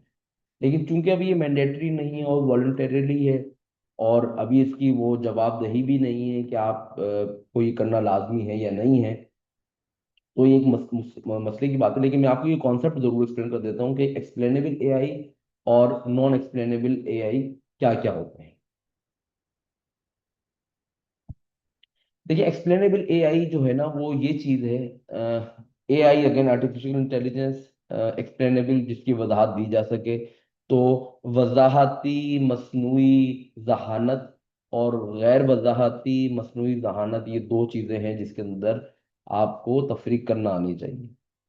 एक्सप्लेनेबल एआई वो है जिसका एल्गोरिथम आपने बनाया और जिसके रूल आपने सेट करे, वो उसके हिसाब से ही जवाब दे रहे हैं। जब तक वो उसके हिसाब से ही जवाब दे रहा है तो ये कंट्रोलेबल है, ये कंट्रोलेबल है और उसको चैलेंज नहीं किया करना चाहिए। लेकिन जब ये अनएक्सप्लेनेबल हो जाए, यानी कि इसके बनाने वाले जिन्होंने इसको सिस्टम को लर्न कराया है, तो इसका सिस्टम वो खुद लर्न कराना शुरू कर दिया है, अब वो किस पोजीशन में खड़ा है उसके बनाने वालों को नहीं पता है, वो किस लॉजिक, किस रूल, किस एल्गोरिथम की बेसिस पर जवाबात दे रहा है उसको नहीं पता। इसको अनएक्सप्लेनेबल एआई कहते हैं। तो दुनिया इस बात पर इत्तेफाक कर रही है कि हमें अनएक्सप्लेनेबल एआई पर नहीं जाना चाहिए, क्योंकि इसके बाद बहुत केओस, बहुत मसाइल पैदा होना शुरू हो जाएंगे। लेकिन जब हम अनएक्सप्लेनेबल एआई को बाहर कर देते हैं तो एजेंटिक एआई का कॉन्सेप्ट ही खत्म हो जाता है। फिर तो बात ही यहाँ तक रहेगी कि जितना हम बता रहे हो उतना नहीं करें। यहाँ तो दुनिया को उन सवालों के जवाब चाहिए जहां पर इंसान की अकल जो है वो मुश्किल में पड़ जाती है। तो ये वो एक बहस है जो दुनिया में चल पड़ी है, और जो मैं आपको शुरू में कह रहा था कि वेयर इज एआई हेडिंग। तो ये वो डिस्प्यूट है जहां पर एक्सप्लेनेबल और नॉन एक्सप्लेनेबल एआई के दरमियान एक एक जंग जारी है। एक्सप्लेन एआई की हिमायत में लोग ये कह रहे हैं कि अगर हमने इसको अनएक्सप्लेनेबल एआई तक लेकर चले गए तो बस सिचुएशन वो होगी जहां पर आपको नहीं पता होगा कि सिस्टम कहाँ पर क्या डिसीजन क्यों ले रहा है और उसका नतीजा क्या निकलेगा, वो क्या एल्गोरिथम, क्या रूल, क्या लॉजिक यूज कर रहा है। जबकि जो लोग इस बात की हिमायत में है कि हमें अनएक्सप्लेनेबल एआई तक जाना चाहिए, वो ये कहते हैं कि अगर ये नहीं करा तो फिर हमने सिस्टम को बहुत लिमिटेड यूटिलिटी के लिए यूज किया, हमने उसकी वो सलाहियतों को इस्तेमाल ही नहीं किया जिसके जरिए उसने सेल्फ लर्न कर कर हमें उन सवालों के जवाब देने थे जो कॉस्मोलॉजी में चाहिए, या जो न्यूरो साइंस में चाहिए, या जो डीएनए री इंजीनियरिंग में चाहिए। ये वो चीजें हैं जो कि होनी है अभी आगे जाकर। उसके लिए हमें वो जहानत चाहिए जो कि बहुत क्विक हो, बहुत क्विक लर्नर हो, बहुत फास्ट हो, बहुत डाइवर्स हो। ये वो चीज़ें जो मिस हो रही हैं। अब ये वो एक बहस है जिसमें मैं तो काफिर हूँ कलाम करने के लिए, लेकिन मेरा कोशिश ये है कि ये सवाल मैं आप लोगों के दिमाग के लिए छोड़ कर चला जाऊँ, इट्स फूड फॉर थॉट, ताकि आप भी इस चीज़ को ज़ेर बहस ला। तो this is how AI is being evolving from traditional AI to generative AI to agentic AI. कोशिश मेरी ये है कि मैं इस एआई के कॉन्सेप्ट को, इस मुद्दे को, इस बज़वर्ड को बेटर से बेटर एक्सप्लेन करूं, ताकि आपको इसकी utility for your function and for your profession समझ में आना शुरू हो। हम खाली बज़वर्ड के तो नहीं कीजिए, हमें अकाउंटिंग के अंदर एआई चाहिए, भाई क्या करेगा अकाउंटिंग के अंदर एआई? हमें ऑडिट के अंदर एआई चाहिए, भाई क्या करेगा ऑडिट के अंदर एआई? तो पहले आपको उस चीज का इस्तेमाल पता होगा, उसकी तारीफ और तारीख पता होगी, उसका शान पता होगी, उसके उसके एक्सेसरीज और एनोमलीज पता होंगी, उसके साथ आने वाले प्रोज एंड कॉन्स पता होंगे। तो फिर आप उसको उसकी मिकदार और एहतसाब के हिसाब से इस्तेमाल कर पाएंगे। और अगर ऐसा नहीं होगा तो फिर ये होगा कि आप बस वर्ड की तरह यूज कर रहे होंगे। अब 6 लोग मिलकर बोल रहे हैं भाई अकाउंटिंग अंदर, एआई अकाउंटिंग अंदर नहीं चाहिए। अगर अगर कोई बंदा ये बोल दे आपकी अकाउंटिंग उस दिन से बंद हो जाएगी, नहीं बंद होगी। हाँ, लेकिन एआई अकाउंटिंग के अंदर क्या लेकर आएगा? एआई अकाउंटिंग के अंदर एफिशिएंसी लेकर आएगा, एक्यूरेसी लेकर आएगा, उसके अंदर क्रेडिबिलिटी लेकर आएगा। दूसरी तरफ क्या लेकर आएगा? रिस्क लेकर आएगा, सिक्योरिटी थ्रेट्स लेकर आएगा, बहुत सारी जो है वो ऐसी एक्सेसिबिलिटी इश्यूज हैं जो आपके हाथ से निकल कर सिस्टम के पास चले जाएंगे। बहुत सारी ऐसी इंफॉर्मेशन है जिसको सिर्फ रिकॉर्ड होना था, उसको अकाउंटिंग के लेवल तक नहीं पहुंचना था, वो अकाउंटिंग के लेवल पर चली जाएगी। कुछ चीज़ों को सही तरह डिस्क्लोज होना था, वो मिस डिस्क्लोज हो जाएंगी। ये वो चीज़ें हैं कि अगर हमने चेक एंड बैलेंस नहीं रखा एआई के ऊपर, तो फिर ये चीज़ें हम मिस आउट करना शुरू हो जाएंगी।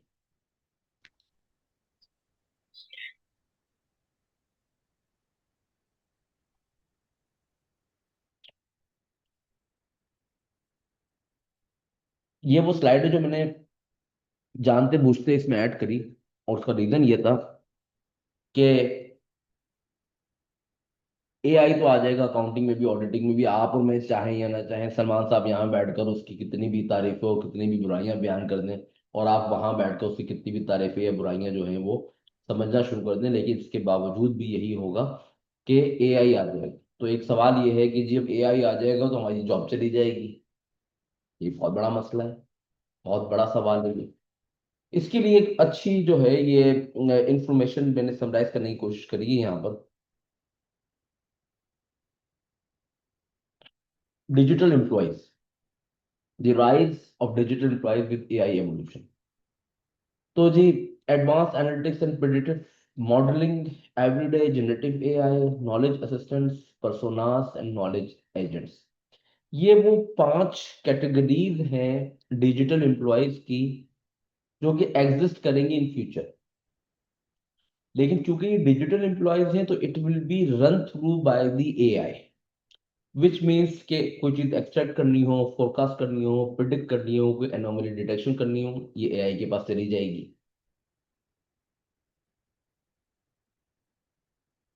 कोई आइडिया को ब्रेन स्टॉर्म करना हो, किसी चीज को एनालिसिस, पैरालिसिस, थीसिस करना हो, उसके पास चला जाएगा।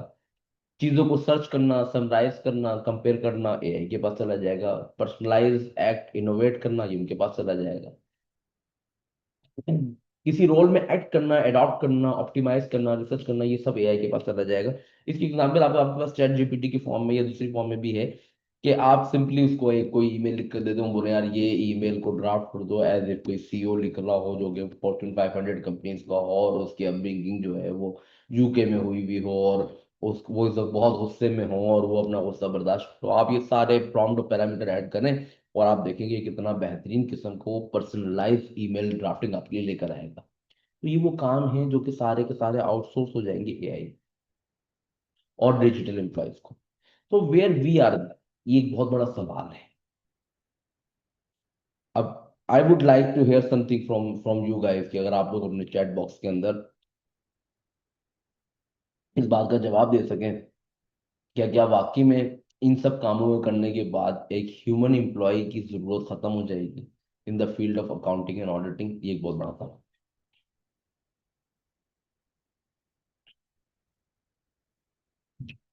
अच्छा, कि शॉर्ट सर्वे है इन द फील्ड ऑफ फाइनेंस, कि ऑर्गेनाइजेशंस जो हैं वो किस फील्ड के अंदर कितना एआई को यूज कर रही हैं। अच्छा, इस स्लाइड को इसके बाद लगाने का मकसद ये था कि मैं आपको ये बता सकूं कि where we stand right now और how it would look like to be in the future. तो फाइनेंशियल प्लानिंग के लिए ये नीचे इसमें आ रहा है कि बहुत वाइडली अडॉप्ट किया हुआ है फिट डार्क ब्लू, उसके बाद सिलेक्टिव अडॉप्शन है, बहुत पायलट स्टेज पर है, अभी प्लान कर रहे हैं, उनके पास कोई प्लान नहीं है। तो फाइनेंशियल प्लानिंग के लिए मोस्टली लोग जो है ना वो प्लानिंग मोड में है, वो सोच रहे हैं कि हम कुछ एआई वगैरह लगाइए और हम देखें उससे कुछ कर सकते हैं या नहीं कर सकते। सेम गोज विद अकाउंटिंग, जो मेजोरिटी आपको नजर आएगी वो इधर ही नजर आएगी। लेकिन कुछ हद तक लोग जो हैं वो पायलट प्रोजेक्ट्स पर चलेंगे। To manage the risk of the organisation के लिए मेजोरिटी अभी भी प्लान करता है। ट्रेजरी मैनेजमेंट के लिए अभी भी मेजोरिटी प्लान करता है। टैक्स ऑपरेशन और रिपोर्टिंग के लिए अभी भी मेजोरिटी प्लान करता है। इन सब बातों से आपको क्या लग रहा है? इन सब बातों से ये लग रहा है कि अगर अगर ये तो खाली फाइनेंशियल एरियाज की हैं, अगर हम दूसरे प्रोफेशंस को निकाल कर देखेंगे तो वहां पर चीजें डिफरेंट है, लोग पायलट स्टेज पे पहुंच गए। हमारी फील्ड थोड़ी सी कंजर्वेटिव है, लोग बहुत ज्यादा रिलाई करते हैं अपने ट्रेडिशनल मेथड और प्रोसीजर्स के ऊपर, तो हम अभी प्लान मोड में हैं, but there will be a time जब ये चीजें बहुत क्विकली होना शुरू हो जाएंगी हमारे प्रोफेशन के अंदर ही। लोग प्लानिंग स्टेज पर आ चुके हैं, अब वो प्लान कर रहे हैं कि हम कैसे इन कैप्शंस को, इन मॉडल्स को with the help of AI जो है वो यूज करें widely in a more comprehensive and detailed manner.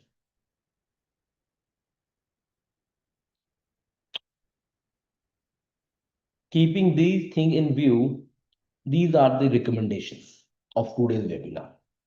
मैं चाहूंगा मैं आखिर का हाफ एन आवर आप लोगों के लिए सवाल जवाब सेशन भी रखूं, तो इसलिए मैं चाह रहा हूं कि मैं अपनी प्रेजेंटेशन को जो है वो किसी तरह मुकम्मल करने की कोशिश करूं और एक छोटा सा रिकेप देकर फिर आपके पास सवाल जवाब सेशन के ऊपर जाऊं। Number one, give top priority to the use of AI in finance. अब आप ये समझ लें कि ये इनविटेबल है, ये नागुजीर है, इससे भागा नहीं जा सकता, आप बच नहीं सकते।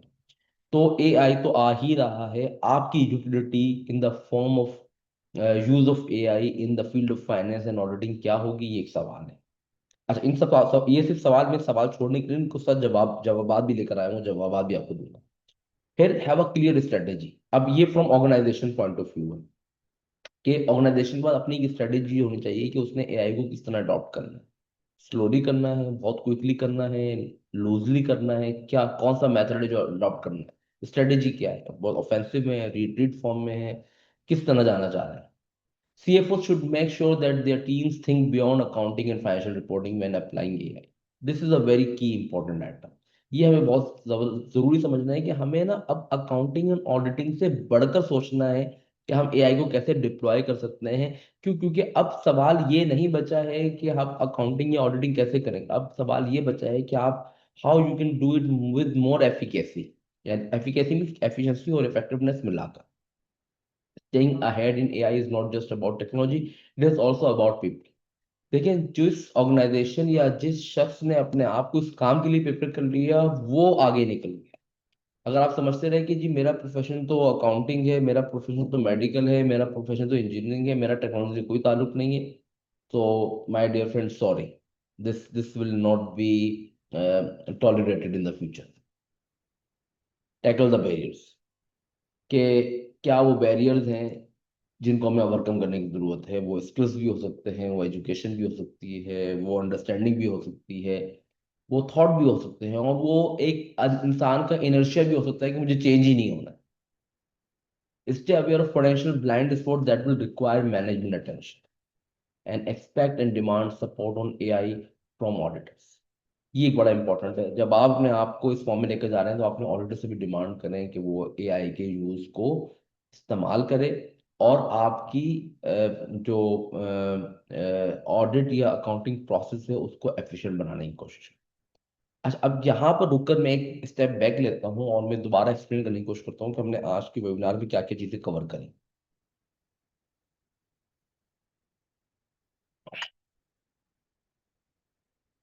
अच्छा, अब हमने कवर क्या करा, हमने सबसे पहले तो अंडरस्टैंडिंग क्लियर करी अपनी एआई के बारे में। AI is not something new, it's always there, it's just changing its form because of use of machines. Initially it was simple statistical and mathematical projection and forecasting, जिसको हमने बाद में machine learning के जरिए और बेटर करने की कोशिश करी। जब हमने उसको और बेटर करा तो हम डीप लर्निंग में चले गए। वहां से हमने जनरेटिव और एजेंटिक एआई की फॉर्म्स निकाली, जिसकी मदद से अब आजकल हम बहुत सारे काम बहुत क्विकली करे चले जा रहे हैं। दूसरी चीज ये है कि क्या ये एआई स्टॉपेबल है? No, it's not stoppable, this is going to be the future इंशाल्लाह। नाउ थर्डली कि हमारे ऑडिट एंड अकाउंटिंग फील्ड के अंदर इसकी यूटिलिटी क्या है। तो जिस तरह मैंने अपनी स्लाइड में पहले ही मेंशन करा कि मल्टीपल यूटिलिटीज है इसके अंदर, from visualisation to analysis to recording to decision making. तो ये सब वो काम है जिसके अंदर AI as a tool use हो सकता है, not as an end use. तो ऐसा नहीं होगा कि एक सीएफओ को एक एआई रिप्लेस कर देगा, ऐसा नहीं होगा कि अकाउंटेंट को एक एआई रिप्लेस कर देगा। हाँ, लेकिन एक अकाउंटेंट और सीएफओ एआई के यूज से अपना वो काम जो पहले विद चांस ऑफ एरर करते थे, अब वो विद कॉन्फिडेंस इंटरवल किया करेंगे। जो पहले वो काम यानी कि वक्त बहुत ज्यादा लगा किया करते थे, बहुत एफिशिएंटली किया करें। तो in one form their life will become easy, in another form they will become more accurate and confident. Same goes with the auditor. Auditor के साथ हमेशा ये इशू रहा कि वो कभी भी एब्सोल्यूट एश्योरेंस नहीं दे पाता है। वो हमेशा एक अदद जो है वो कॉम्प्रोमाइज तो नहीं कहना चाहिए है, लेकिन वो एब्सोल्यूट एश्योरेंस से एक निचले दर्जे की एश्योरेंस देता है, where they claim that nothing has come to our attention that causes us to believe कि समथिंग रॉन्ग है, और the prices statement is not giving the true and fair view। तो वो इस चीज से बाहर आ जाएगा। अब इसकी एश्योरेंस और ज्यादा बेटर होना शुरू हो जाएगी, उसकी टेस्टिंग और ज्यादा कॉम्प्रिहेंसिव होगी, और ज्यादा डीप होगी, कॉन्करेंट होगी, कट ऑफ बहुत स्ट्रांग होगा।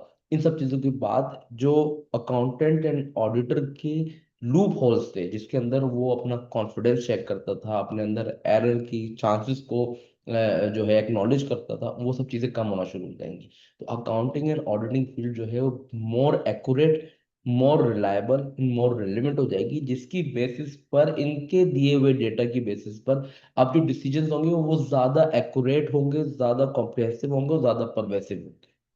तो आप अपने आप को उसी वक्त रेलिवेंट बना सकते हैं जिस वक्त आप यूज ऑफ एआई करें अपने काम को more efficient, accurate and reliable बनाने के। इंस्टेड क्या आप बोलें कि ये काम तो इसने कर दिया, अब मैं क्या करूं? नहीं, आप ही उससे वो काम कराएंगे, और आपका ही दिया हुआ प्रॉम्प्ट वो रिजल्ट जनरेट करेगा, जो कि मोर रिलायबल और रेलेवेंट इंफॉर्मेशन देगा। तो मैं अपने इस सेशन को इस जगह पर स्टॉप करता हूँ। Would like to hear from you guys कि अगर आपके पास कोई सवाल ही नहीं है, और मैं चाहूंगा कि मुझे 5 या 2 मिनट का ब्रेक मिल जाए। I have been talking for last 1.5 hour. Thank you. तो I am just putting myself on mute and would like to see the chat box.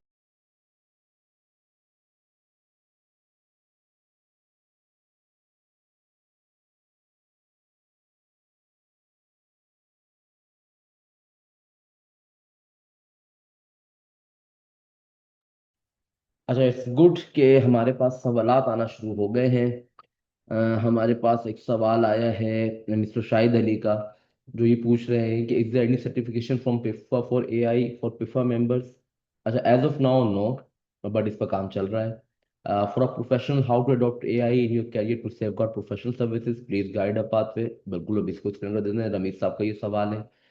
फिर अशफाक अली खान कह रहे हैं कि there is a great room for digitalization and automation of manual procedures involving capturing the accounting data, especially of the payables level. Can AI somehow help control the garbage going into the ERPs and softwares?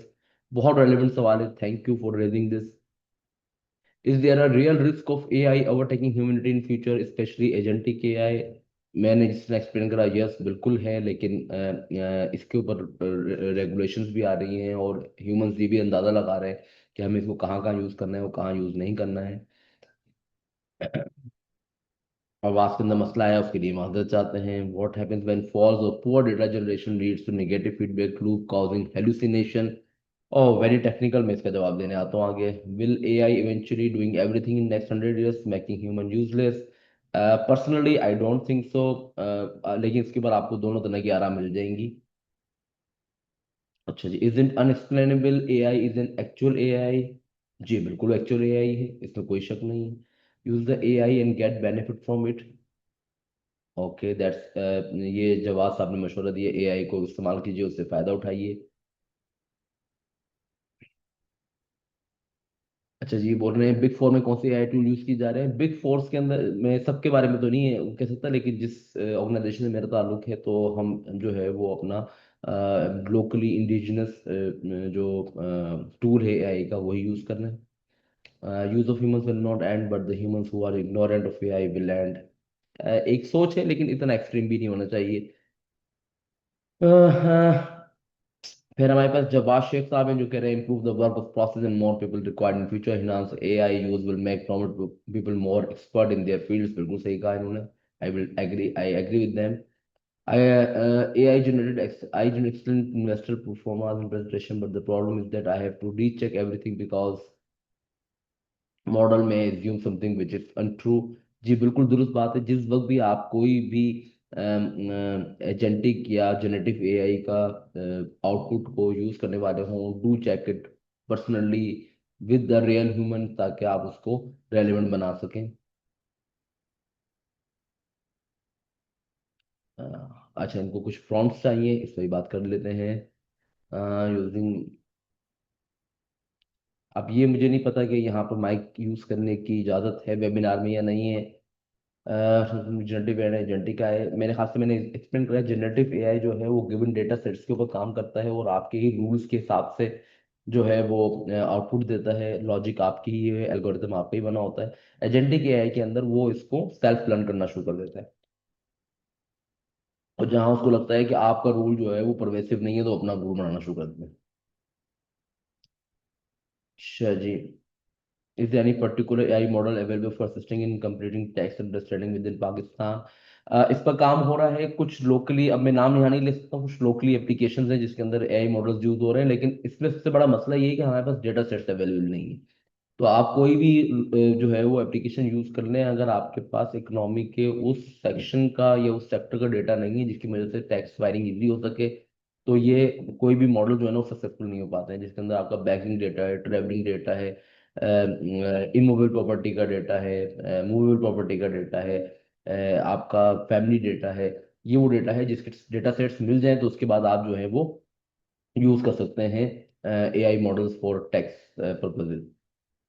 Third party risk management will be even more important as you must know how the supply chain is managing their system। Yes, बिल्कुल। अच्छा जी। फिर हमें Usman SS साहब हमारे जो है वो vice president, बहुत शुक्रिया सर आपका, थैंक यू करने का। More than happy you joined it. अच्छा जी। Are there any specialised GPTs for finance accounting like for images and programming? As of now नहीं है, क्योंकि हमारे पास जो भी डेटा है वो ऑलरेडी जो है वो सर्चेबल फॉर्म में अवेलेबल है। हाँ, इसके ऊपर कुछ जगह पर अकाउंटिंग के अंदर जो है वो लोकली लोगों ने प्राइवेट चैट जीपीटीज बनाए हुए हैं और वो काम कर रहे हैं। तो लेकिन उनकी क्रेडिबिलिटी कितनी है उस पर मैं भी कमेंट नहीं कर सकता हूँ। तो मैं कहते कुछ सवाल में बीच में मिस कर गया हूँ, मैं उसके जवाब देने की कोशिश करता हूँ। We still have few minutes left. अच्छा जी। अ, अच्छा देखिए, एआई को एज अ कैरियर अडॉप्ट करना ना, I would not recommend it. AI is not an career, AI is a tool. तो जिस तरह इंग्लिश लैंग्वेज एक टूल है, तो आप बोलो इंग्लिश लैंग्वेज मेरा कैरियर है, नहीं। हाँ, हो सकता है कुछ लोगों के लिए हो, लेकिन नॉट फॉर ऑल। लेकिन हाँ, एक एक मोड ऑफ कम्युनिकेशन तो आपके पास आपको आना चाहिए। तो इसी तरह एआई एक टूल है जिससे आप बेटर अपने आप को जो है वो यूटिलाइज या अपनी स्किल्स को जो है वो पॉलिश कर सकते हैं। तो यू शुड हैव इट। लेकिन एआई इटसेल्फ कोई कैरियर नहीं है, अनलेस एंड अनटिल आप कोई ऐसे टेक्नोलॉजी परसूट को फॉलो कर रहे हों जो कि इस इनोवेशन को भी आगे लेकर चला जाए, तो बात अलग है। अ, अच्छा जी। फिर हमारे पास है ग्रेट रूम फॉर डिजिटलाइजेशन। बिल्कुल आप सही कह रहे हैं, डिजिटलाइजेशन का पाकिस्तान के अंदर तो बहुत ज्यादा रूम है। अच्छा, इसमें थोड़ा सा फर्क समझते हैं। डिजिटाइजेशन एंड डिजिटलाइजेशन दो अलग अलग कॉन्सेप्ट हैं, इसको समझना जरूरी है। देखिए, इसका स्टेप वन ये है कि सबसे पहले तो आपके पास प्रोसेसेस होने चाहिए, वो प्रोसेसेस अलाइन होने चाहिए, फिर वो प्रोसेसेस ऑटोमेट होने चाहिए, फिर वो प्रोसेसेस इंटीग्रेट होने चाहिए, और उसके बाद वो डिजिटाइज होने चाहिए। और जब ये सब कुछ कंप्लीट हो जाएगा तो फिर हम डिजिटलाइजेशन का वो लेवल अचीव करेंगे जहां पर हम डेटा सेट्स को एल्गोरिथम के अंदर पुट इन करेंगे और उसकी बेसिस पर रिजल्ट्स निकालना शुरू करेंगे। तो यस, इसके अंदर बहुत रूम अवेलेबल है, अभी काम करने की बहुत जरूरत है। Is there real risk AI? अब ये सवाल मुझे मेरे ख्याल से not for me to answer. फिर हमारे पास आ गया what happens when false of code data generation leads to negative feedback. Yes, बिल्कुल बहुत गलत होता है। इसके मैंने एग्जांपल दी कि किसी भी एआई मॉडल को लर्न कराना ऐसा है जैसे आप किसी बच्चे की परवरिश कर रहे हैं। अगर आपकी गलत परवरिश करेंगे तो वो गलत इंसान बनेगा, अगर अच्छी परवरिश करेंगे तो वो एक अच्छा इंसान बनेगा। Will AI eventually doing everything in next 100 years? Personally I don't think सो। अच्छा, फिर हमारे पास आ गया so what AI tools are currently being, ये मैंने बता दिया। Use of human will not end but okay, none of और no not improves the work process, बिल्कुल सही कह रहे हैं। आउटपुट बिल्कुल सही कह रहे हैं। Ungenerated extent investor performance and presentation, मैंने बताया जब भी कोई आउटपुट अगर आप किसी भी जीपीटी से एक्सट्रैक्ट कर रहे हो उसको ह्यूमन से जरूर रिव्यू कराएं, अदरवाइज वो there is a good chance कि वो एररफुल हो। बहुत शुक्रिया, थैंक्स फॉर वंडरफुल प्रेजेंटेशन कहने का। Practical AI prompts for accounting and auditing hands, देखिए प्रॉम्प्ट्स जो है ना वो किसी भी फील्ड के नहीं होते हैं, प्रॉम्प्ट्स प्रॉब्लम के होते हैं। तो एक नई फील्ड है जो recently I get to know about it, के यूनिवर्सिटीज के अंदर पढ़ाई जा रही है, प्रॉम्प्ट इंजीनियरिंग के बारे में। How to draft your question, ये एक बहुत बड़ा सवाल है। अच्छा, ये सवाल एआई से हटकर भी हमारे माशरे में बड़ा मसला है कि हमें सवाल करना नहीं आता। हम या तो सवाल नहीं करते हैं या बहुत ही बदलिहाजी से करते हैं। ये एक बहुत बड़ा मसला है। और जब हम सिस्टम के सामने बैठ के ये हरकतें करते हो, सिस्टम हमें और अजीब अजीब जवाब देता है। आपने वो सिचुएशन देखी ना, आप गूगल मैप्स लगाइए और गूगल मैप्स आपसे बोलोगे यहाँ से लेफ्ट मुड़ जाइए और आप लेफ्ट मिस करके सीधे चले जाएं, तो कभी भी गूगल मैप्स के जो सिस्टम है वो आपको ये नहीं बोलेगा भाई आपने ये क्या कर दिया, आपको लेफ्ट जाना था, आप लेफ्ट क्यों नहीं गए। हालांकि इंसान तो यही करेगा। वो उसी वक्त में आपको रीराउट करते बोलते हैं ये लेफ्ट नहीं लिया तो इससे अगला लेफ्ट लेना, लेफ्ट नहीं लेना तो राइट लेना, आगे राउंड अबाउट काट कर आ जाना, मतलब। तो सिस्टम आपको ना कभी भी अकेला नहीं छोड़ता। वो बोलते सही है, अगर आपने ये गलती कर ली तो भाई यूं कर लें, तो भाई यूं कर लें। आप पूरा दिन एक्सेल पर काम करें और आखिर में वो आपसे पूछे कि do you want to save this file, आप बोले यस तो अच्छी बात है, आप बोले नो तो बोलेगा यार खुदा हाफिज नहीं सेव करता हूँ। कभी आपने देखिए एक्सेल नाराज हो गया हो आपसे कि भाई आपने पूरा दिन जो बैठ के काम करो और शाम को आपने वो काम सेव भी नहीं करा। तो in a very very similar manner, जब आप सिस्टम से इंटरेक्ट कर रहे हैं और सिस्टम से ना भी करें, किसी बंदे से भी इंटरेक्ट कर रहे हैं, तो आपको सवाल करने का हुनर या फन आना चाहिए। हमारा बड़ा मसला ये है कि हम सवाल करने का हुनर या फन नहीं रखते हैं। हमें प्रॉम्प्ट करना नहीं आता, हमें आइस ब्रेक करना नहीं आता, हमें पूछना नहीं आता कि क्या पूछना है हमें। और अगर हमें कभी मौका दे दिया जाए तो हमारे हाथ पांव खुल जाते हैं कि भाई क्या पूछे अब हम। तो फिर या तो हम बदतहजीब पे चले जाते हैं या फिर हम खामोशी पे चले जाते हैं। Can I ask a question using mic? I do have no idea about it. What is the difference between the generative and agentic AI? I have already explained it. But yeah, now AI can generate fake invoices and human eye is even more important. अच्छा देखिए, ये जो fake है ना, इसका इसका तदारुक भी मुमकिन ही साथ साथ ही आई चला जा रहा है। तो जितनी भी फेक्स है और जितनी भी ओरिजिनल्स है ना, ये चीजें अपनी रेलेवेंसी छोड़ती चली जा रही है। इनके हर चीज से सर्कमस्टांशियल एविडेंस होना भी जरूरी है। अभी आप कितनी भी वीडियोस या पिक्चर्स बना लें जो एआई बेस्ड हो, और वो कितनी भी रियल क्यों ना हो, लेकिन उनका कॉन्टेक्स्ट होना बहुत जरूरी है। इसलिए दुनिया में अब contextualisation is more important than the evidences. AI model for assisting in complex taxation trading within Pakistan। Usman साहब, और किसी भी सवाल का देखें, टैक्सेशन के अंदर किसी भी एआई मॉडल को यूज करना बहुत ही आसान और मुमकिन है। और पाकिस्तान के अंदर भी लोग इस पर काम कर रहे हैं। हमारा सबसे बड़ा जो मसला है वो ये है कि हमारे पास डेटा सेट अवेलेबल नहीं है, और अगर अवेलेबल है तो वो इंटीग्रेटेड नहीं है। टैक्सेशन को एआई बोर्ड के जरिए सॉल्व करना या उसकी फाइलिंग को मसला हल करना, उसके लिए आपके पास इंडिविजुअल की फैमिली का, उसकी ट्रेवलिंग का, उसकी बैंकिंग का, उसके मूवेबल एंड इमूवेबल एसेट का ये डेटा सेट जो डिफरेंट गवर्नमेंट अथॉरिटीज मेंटेन करती हैं, इनका इंटीग्रेट होना, किसी प्लेटफॉर्म पर जमा होना, और फिर उसकी सिक्योरिटी होना, ये बहुत जरूरी है।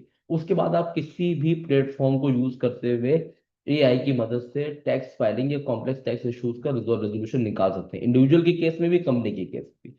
हमारा मसला ये है यहाँ तक वो डेटा सेट या तो मौजूद नहीं है, और अगर मौजूद है तो वो वैलिडेटेड नहीं है, और अगर वैलिडेटेड है तो वो इंटीग्रेटेड नहीं है। तो ये वो एक साइकिल है जिसकी वजह से फंस जाता है सब कुछ। अच्छा जी, थर्ड पार्टी रिस्क मैनेजमेंट, बिल्कुल। Are there any specialized GPTs for finance accounting? As I told you, there is no specific one. Thank you very much. Thank you. In the end, responsibility rests on human issuing financial reports and audit report, as AI will not bear responsibility for any wrong decision from regulatory perspective one।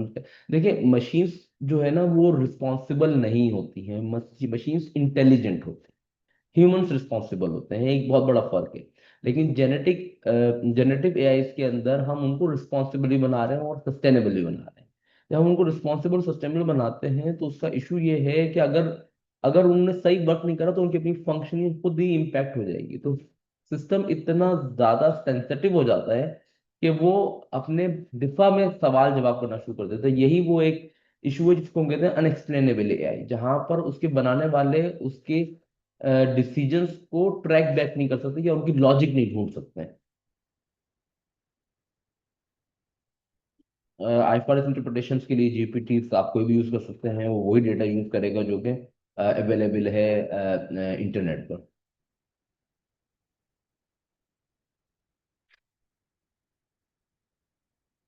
Sustainability accounting could be a career nowadays. जी बिल्कुल बिल्कुल, ये बात भी दुरुस्त है। देखिए, accounting as a profession बिल्कुल अपना जो है वो करियर एज अ कंटिन्यू करेगा। जो एआई है वो इसको फैसिलिटेट करेगा, ये मेरी अंडरस्टैंडिंग है। हर बंदा इसमें अपनी राय रख सकता है।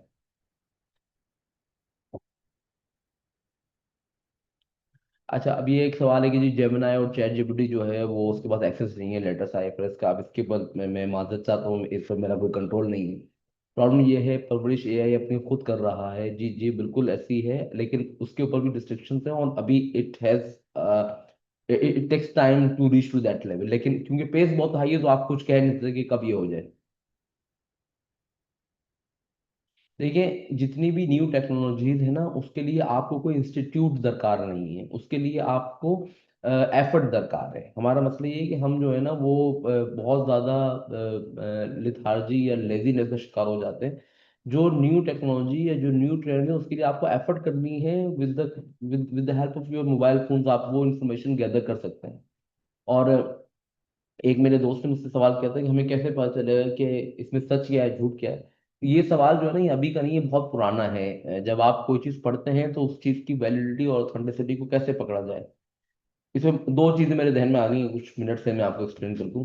देखिए, एक तो हिस्टोरियंस का बड़ा मजेदार कहना है, वो ये कहते हैं कि अगर आपने देखना है कि दो आपके सामने लिखत रखी हुई है, इनमें से सच क्या है झूठ क्या है, तो आप जब दोनों को पढ़ लेंगे ना तो सच जो है खुद ब खुद नीचे गिर जाएगा और झूठ ऊपर तैरना शुरू हो जाएगा। तो जब आप दो तीन चीजें कंपैरेटिव पढ़ते हैं तो आपको समझ में आ जाता है कि इसमें सच क्या है और झूठ क्या है।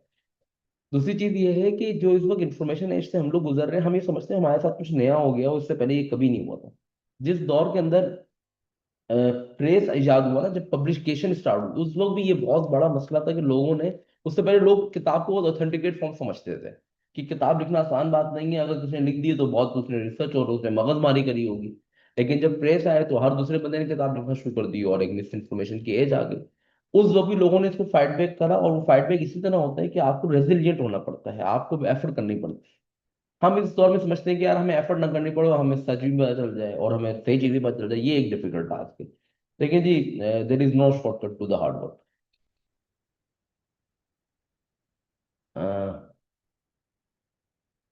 Vibe coding and prompt engineering is same. My apologies, मुझे ये पढ़ना पड़ेगा, I have no idea about it. What is the role of AI in the field of auditor? As I explain earlier कि ऑडिटिंग को करते हुए आपको बहुत सारे ऐसी टेस्टिंग करनी पड़ती है जिसके लिए आपके पास लिमिटेशन है। आप सैंपल ड्रॉ करते हैं, अगर आपने अपने प्रोफेशन को एफिकेसी के साथ रन करना है तो अब आप एआई यूज करेंगे उन टेस्टिंग के लिए, और आप बहुत एक्यूरेट और ऑथेंटिकेट रिपोर्ट इशू कर सकेंगे।